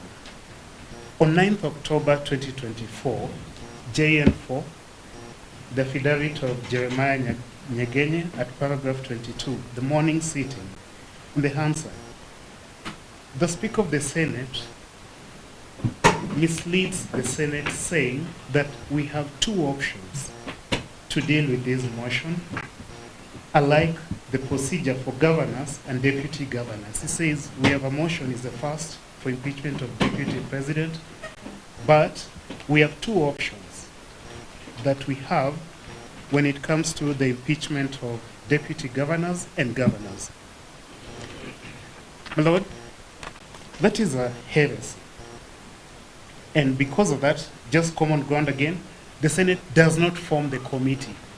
The special committee under Article 145(3) is not formed. Why? The Speaker misleads the House that they have two options. They can either investigate the charges by committee, Article 145(3)(a), or they can investigate by plenary, like they do for governors. My Lord, I request that my Lords be given our rejoinder submissions, table 1, because I intend to spend a moment or two there. My Lord, the Senate picks the 10-day timeline applicable to the special committee. Remember, they've dropped the committee. They've said, no, we have two options. We are investigating it in plenary. But they retain the 10-day timeline applicable to that special committee. And so, when the deputy president falls ill, my colleagues have addressed this, the Speaker holds on to the 10-day deadline applicable to the special committee for a plenary hearing. And the members of the Senate vote to deny the deputy president even the benefit of that 10 days, the balance of it. They say we must conclude our business today. In doing that, the Senate grossly violated the Constitution. My Lord, let me bring your attention to Table 1. In Table 1, we've tabulated the differences between Article 145(3), Senate Standing Order 78 and 80, and Rule 2, Rules of Procedure for removal of the Deputy President by impeachment and governors. My Lord, Article 145(3) does not give two options, it gives one option, and it says that within 7 days after receiving notice of the National Assembly resolution, the Senate Speaker shall convene a meeting of the Senate to hear charges against the President, and the Senate, by resolution, may appoint a special committee comprising 11 of its members to investigate the matter. The special committee has a constitutional function. It investigates the charges for seriousness. Then it reports to the Senate. My Lord, there's a may which seems problematic here, but we'll tell you where that may originated. But as it is, it makes grammatical sense. The Senate must convene within 7 days, and if the Senate convenes in 7 days and the motion is approved, there's something worthy of investigation here, the Senate may appoint the committee. It must not appoint the committee always. Why? Because sometimes you'll find that it's flimsy. The charge is that the deputy president, the president, wore a yellow shirt. He should have worn green. Or he wore a blue shirt when he should have worn a red one. Flimsy charges. My Lord, the test on threshold has already been laid to you. So literally, grammatically, Article 145(3)(a) has an and. If you go to 143(5)(b) and you begin with the Senate, by resolution, may appoint a special committee comprising 11 of its members to investigate the matter, and you leave the A, what have you done to the and? And is disjunctive. It means you must bring both elements of the law together. Parliament does not waste words. every word used by Parliament in a law has meaning. And the court must give each word in the law meaning, especially if that law is a constitution. My Lord, staying with Table 1, Standing Order 78, which is a provision applicable to the President, reflects faithfully the wording in Article 145.3, word for word. Then, this is where the original sin happens. Standing Order 80, and that is on page 2 of our Table 1. I really hope that my lords have it so that we take this argument, because it's a technical one and it's on the details. But when you come to Standing Order 80, which is the procedure applicable to governors and deputy governors, it allows the Senate to investigate in plenary. Standing Order 81 says, within 7 days after receiving the resolution, the Speaker of the Senate shall convene a meeting of the Senate to hear charges against the governor. And the Senate may, 1, by resolution, appoint a special committee comprising 11 of its members to investigate the matter, or investigate the matter in plenary. The Speaker imports this "or" in Standing Order 80, brings it to Standing Order 78, replaces the "and" there. The Senate shall convene and may by resolution appoint a committee. He replaces that "and," he deletes it. He uses "or." So he tells the senators, you have two options. You can go investigate this by special committee, or you can investigate it by plenary, like we do for governors. My Lord, if you look at the constitutional article for impeachment of governors, you will not find the kind of detail that you have in Article 145. Why? My learned friend, my senior Professor Guido, will tell you that this Article 145 was intensely debated. It was one of the most contentious provisions in the history of the making of the Constitution. So it comes complete with detail. But the Speaker here replaces the word "or" in Standing Order 80 and takes it to Standing Order 78 to Article 145.3. He deletes "and" implants "or." What misled the Speaker could be is Rule 2. My Lord, that's the last item, number 4, on page 2 of our Table 1. Rule 2, Rules of Procedure, also makes the same mistake. It replaces the legislative word "and" in Article 145 with the "or," disjunctive. My Lord, Rule 2 says the Senate may in plenary investigate the matter and determine whether the particulars of the allegations against the President have been substantiated. It has now omitted. The special committee is gone. So Rule 2 goes to 145.3 and then descends to B by plenary. It's saying the Senate may investigate by plenary. Where did this error originate in the making of our Constitution? My Lord, I go to that because if, suppose we are not making sense and our argument is too full of grammar, the theory of holistic interpretation requires you to look at the text, which we have done, and the history. What was the history? And how did we end up with a provision that, quote unquote, could sound difficult? My Lord, the theory of holistic interpretation is mainstreamed as a theory of interpreting our Constitution. Let us then travel back in time to the Bomas Conference. But my Lord, before I do that, allow me to draw your attention to a fresh new publication of the Senate. And that is a digest of the law and practice on removal of county governors and deputy county governors from office through impeachment. First edition, brand new, published last year. I apologize, I haven't yet produced it to the court.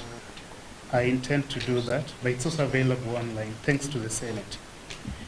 My Lord, the Senate worries about this process. It says committee vis-a-vis plenary proceedings. And the Senate, this is about governance. It says that the law does not provide for any specific procedure. Page 104, a case digest.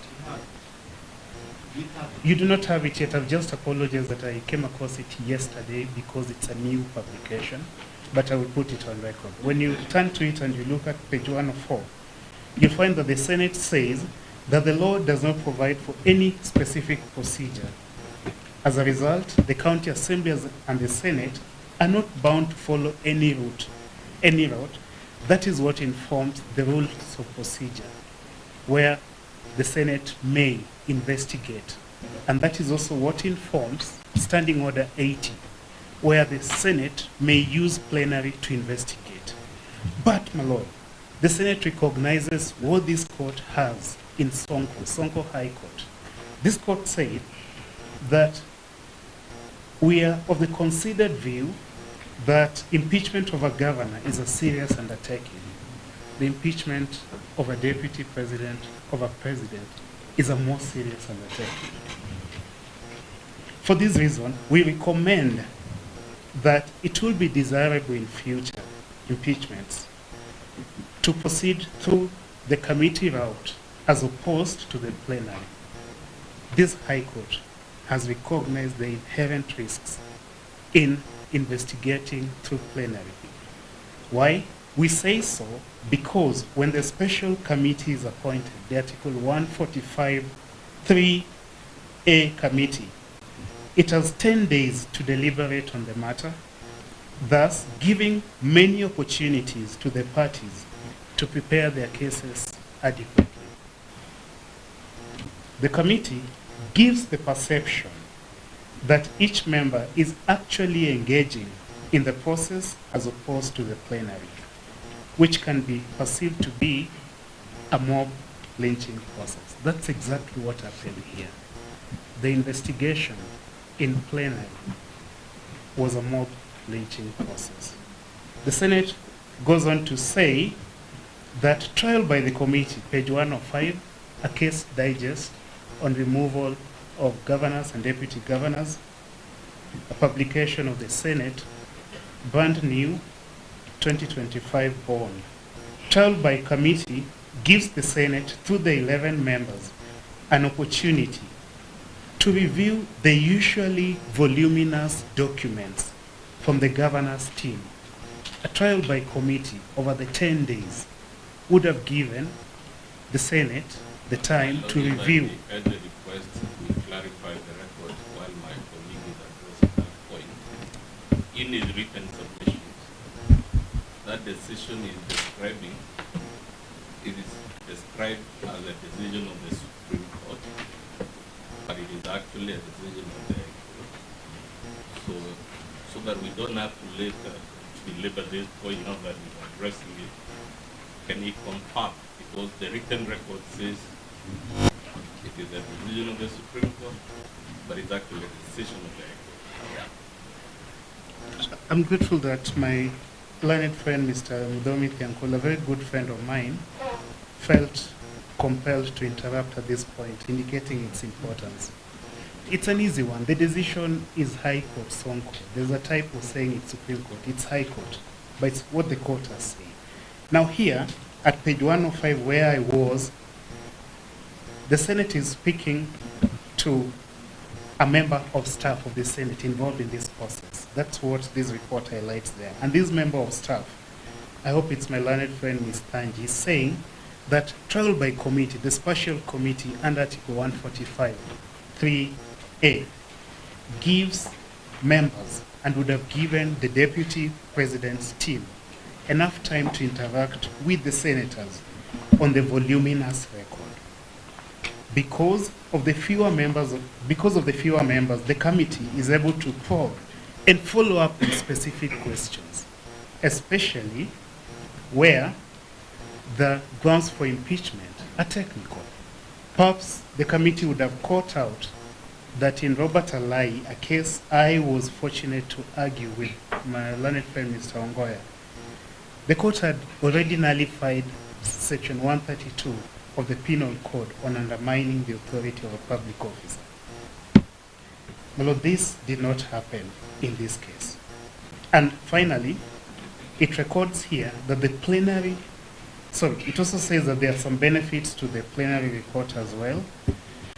My Lord, in short, what you are saying is that the motion to impeach the deputy president was contingent on the special committee's report. It's not just procedural. There's also a substantive right given to him before that committee. Look at Article 145(5) of the Constitution. The deputy president has a right to be heard before that committee. The committee investigating the serious charges leveled against him. That step was omitted. That's a grave violation of the Constitution. My Lord, the final chance that he had to be heard was also denied to him, the adjournment. When something like that happened in a case that my friend, Professor Ojenda, Senior Counsel, argued with his usual merit, Onyango Law versus Kisumu County Assembly, Service Board, 2025 Kenya Court of Appeal, 333. The Court of Appeal was persuaded that Onyango Law had been denied a fair hearing. And just like in Oloma Law, the Senate here speedily approved the motion, skipped that special committee altogether, but retained the 10-day timeline. I wonder what the 10-day timeline was doing in a plenary setting where the Constitution does not impose that 10-day timeline, but requires reasonableness. It obviously can't delay until the end of the term, but that 10-day timeline was a stranger in the process. And so the Court of Appeal was persuaded that Onyango Law was unfairly impeached. My Lord, we ask you to take the Onyango Law decision and... I don't like interrupting things at all. But just out of Onyango Law was given 1 hour. The Deputy President had 10 days. My Lord, whereas the special committee would have had the deputy president over 10 days, he was investigated in plenary over 24 hours and impeached in his absence. So I ask you again to take the Onyango Law decision, and where it says Onyango Law, please substitute Rigathi Gachagua and make your decision. My Lord, let me take you to the drafting history of our Article 145. It was not initially there as Article 145. And my Lord, the theory of holistic interpretation requires you to consider our social, our political, our historical context as a people. That history has names like Oginga Odinga, mistreated by the president, unfairly removed from office. It has Kungu Karumba, George Saitoti, at some point, not appointed at all, reappointed after the elections. I forget which year, I was a young boy then. But in your ruling of 31st October 2024, my Lord, you recognize this history and you said that the vice president served entirely at the president's mercy. That was a framework that the 2010 Constitution sought to transform.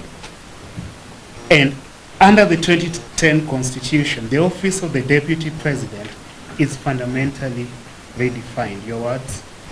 It was safeguarded from arbitrary and capricious actions by the President. Before the Senate, on 16th October 2024, another good friend, Senior Counsel Otiende Amolo, a former member of the Committee of Experts, who was familiar with the drafting history of Article 145 reflected as follows, and I quote, "Before the 2010 Constitution, we would not have been here for this process for 2 days. We would not have been taking this process in the National Assembly. The President would sack the Vice President at whims, including for not liking the color of his shoes." So my example of the color of his coat was not so far-fetched. It is on the answered record. My Lord, that's a correct reflection on the intention, on the history, on the motivations, on the framing of Article 145. In the National Land Commission versus Attorney General Supreme Court advisory opinion, the court held that unlike the independence constitution that failed to articulate the history and struggles of the people, the 2010 Constitution integrates that history and the people's view. And so, my Lord, when you turn to interpret Article 145 and you encounter the challenge with the may appearing in the second part of it, in 135 3b, and you wonder why does it appear this way, you must remember the history.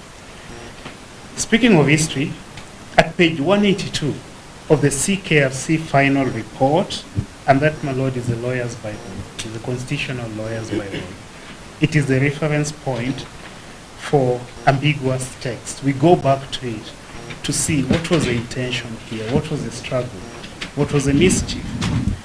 The people said that, I quote, "there should be adequate mechanisms to avoid the risk of impeachment being used for purely political motives." Page 802 of that CKFC final report records that impeachment was one of the most contentious issues leading to extreme polarization amongst delegates. And the issue was not about the desirability of impeachment. No, it was about the procedure. What procedure do we use? Because we agree that the president must be amenable to impeachment. It is a remedy of last resort. But what procedure do we use?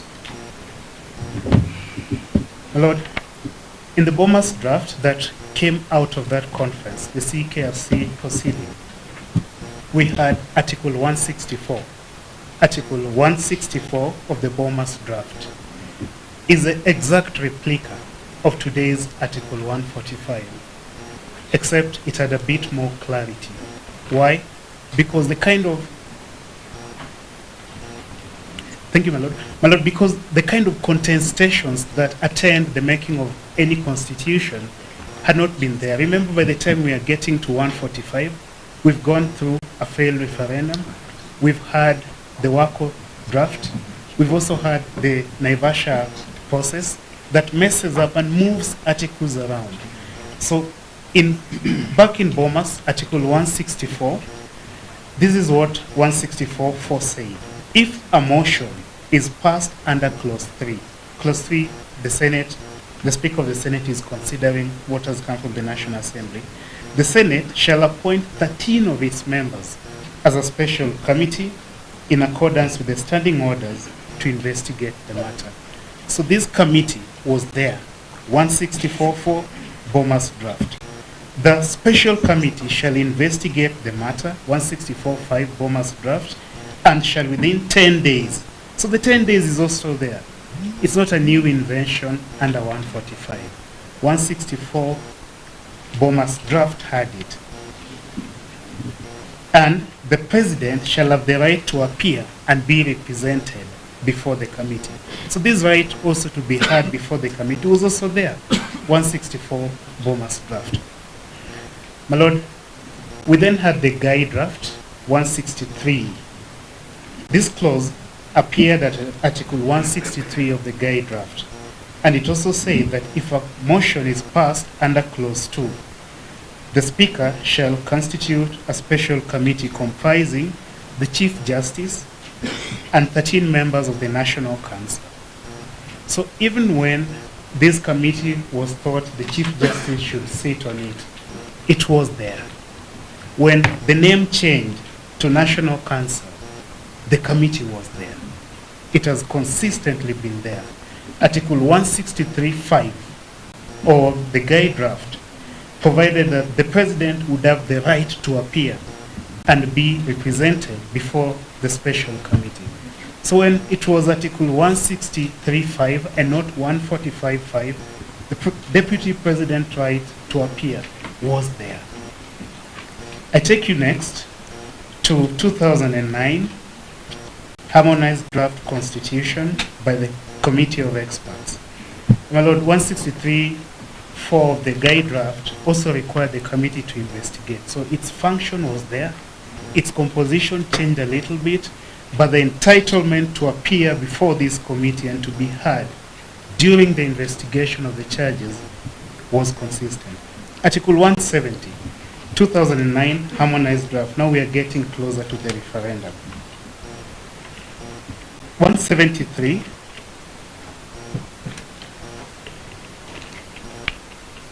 upon hearing the charges under clause 2. Article 173, 2009 harmonized draft.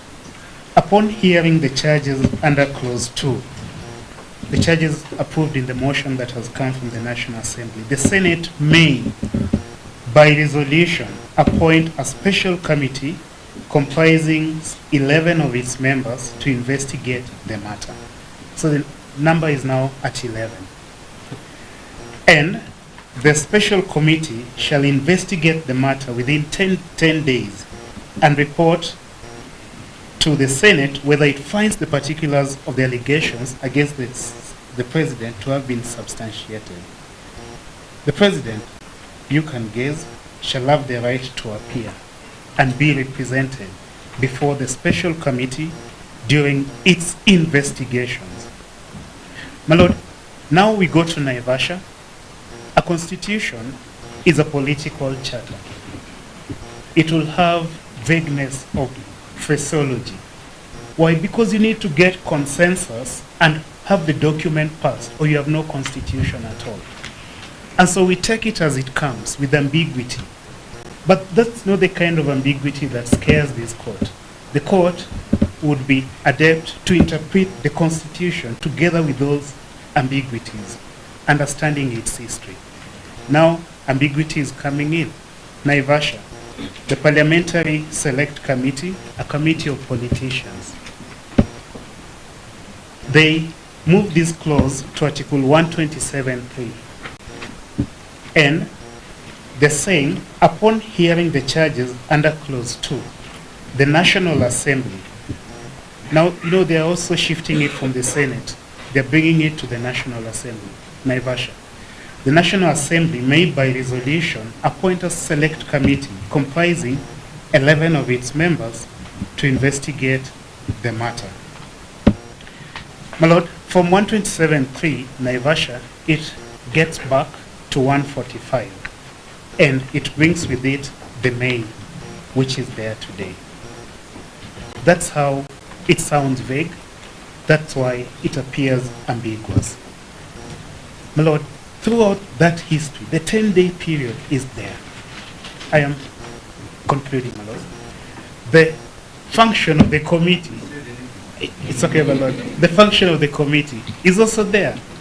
And the deputy president's right to appear before it is there. And so, when on 9th October 2024, the Speaker misleads the House, telling it that you have two options, what is the source of that authority?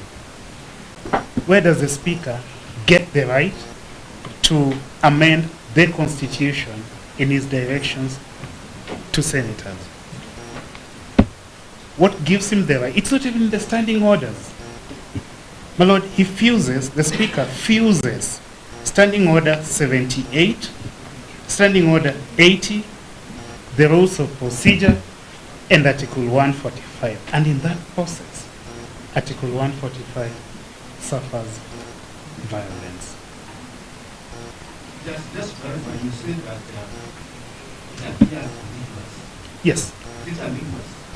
It is not ambiguous. If you look at its history, if you look at its intention, if you consider that constitution making, Speaker of the Senate versus Attorney General, is a political process, it is quite clear The Senate may appoint that committee if it finds that there's something to be investigated. My lord, blue shoes, nothing to investigate. What's the committee to investigate? But if there's something that appears plausible, there's something that needs some kind of investigation, then the Senate must appoint that committee. So the may turns to must. It must only appoint if there's something to be investigated. If it concludes that there's nothing to be investigated, the malicious and malicious compliance, if there's nothing to be investigated, it doesn't need to appoint the committee. My lord, let me move forward and say that in Speak of the Senate, the Supreme Court explains precisely this kind of phenomenon, where the document born out of long-drawn negotiations, 2002 when I was a schooler to 2010 when I joined the university, long-drawn process. The document is looked at, touched by many hands, including a number represented before the bar today. Constitution making requires compromise, which can occasionally lead to this kind of contradictions, where you have a shall in 145.3a and the may in 145.3b, and to those who are mischievous, it appears to be ambiguous. My lord, political and social demands of compromise that mark constitutional moments fertilize vagueness in phraseology and draftsmanship. And when there's such, where do we turn? We turn to the court. And we ask you to interpret Article 145.3, considering the history I've laid out. Constitution making does not end with promulgation, it continues with interpretation. It is the duty of the court to illuminate legal penumbras that constitutions born out of long-drawn compromises such as ours tend to create. My lord, the spirit of the Constitution has to be invoked by the court as a searchlight for illumination and elimination of these legal penumbras. My lord, if this clause was so contentiously debated and nearly cost us the Constitution, how is it that the drafters could have intended that Senate can investigate these serious charges in plenary without saying so? How can such a serious provision be left to inference by a technical interpretation of the word may, that because it says may, that's discretionary? What about the and before the may? My lord, how could the drafters have intended that Senate could investigate in plenary within 24 hours, even denying the subject of the impeachment a fair hearing? I turn to an issue of comparative constitutionalism. My lord, no other country has a similar kind of fast-track impeachment that can be done in 24 hours. No other democratic country, at least according to my research. South Africa has the panel at Article 89 of its constitution. We call it special committee. South Africa calls it independent panel.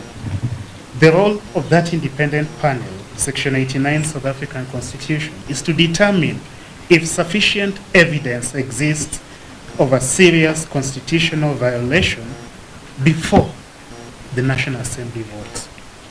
The role of this special committee was to sieve off some of these things that we are now confronting you with. Section 132 Penal Code, nullified. How can it form an impeachment charge? United States uses the House Judiciary Committee to investigate the charges. My lord, in Nigeria, Article 143.5 of the Nigerian Constitution, there's a panel of 7 members appointed by the Chief Justice of persons of unquestionable integrity, but who are not politicians or civil servants for independence. Panel of 7 appointed by the Chief Justice. If my learned friend, Professor Ogenda, were not a senator, but were a Nigerian citizen, he would sit definitely on this panel.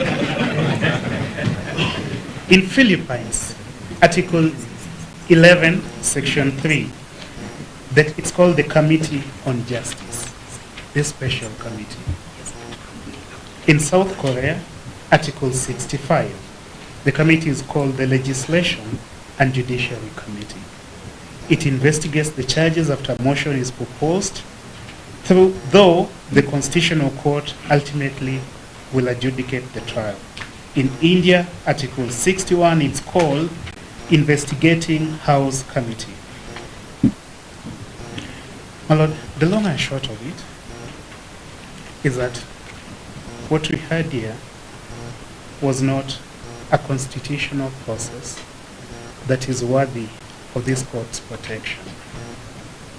If you faithfully interpret Article 145, if you just have one look at Standing Order 78, at Standing Order 80, if you look at the rules of procedure, Rule 2, and then you spend time, my Lord, with the history of Article 145, you will arrive at one inevitable conclusion.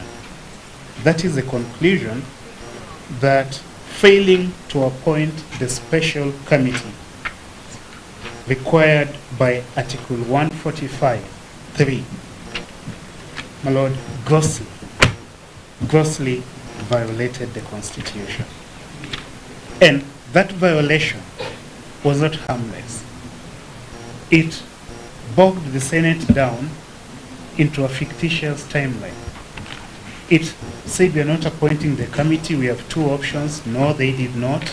But then they retained the 10-day given to that committee and said they're using that for the plenary investigations. What do you have? You have a sham of a trial. And in trying to punish the man, Rigathi Gachagua, in that way, the Senate and the National Assembly demeaned his office. They demeaned the office while trying to punish the man. And in demeaning the office, they, my Lord, grossly violated the Constitution. My Lord, thank you for the opportunity to address you.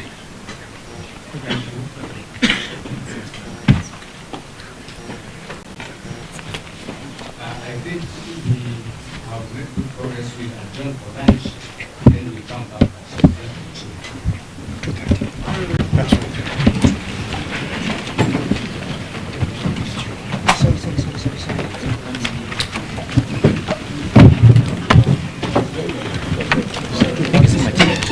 You brought that argument. Not that argument, just the idea is very fast. But after a while, it began making a lot of sense.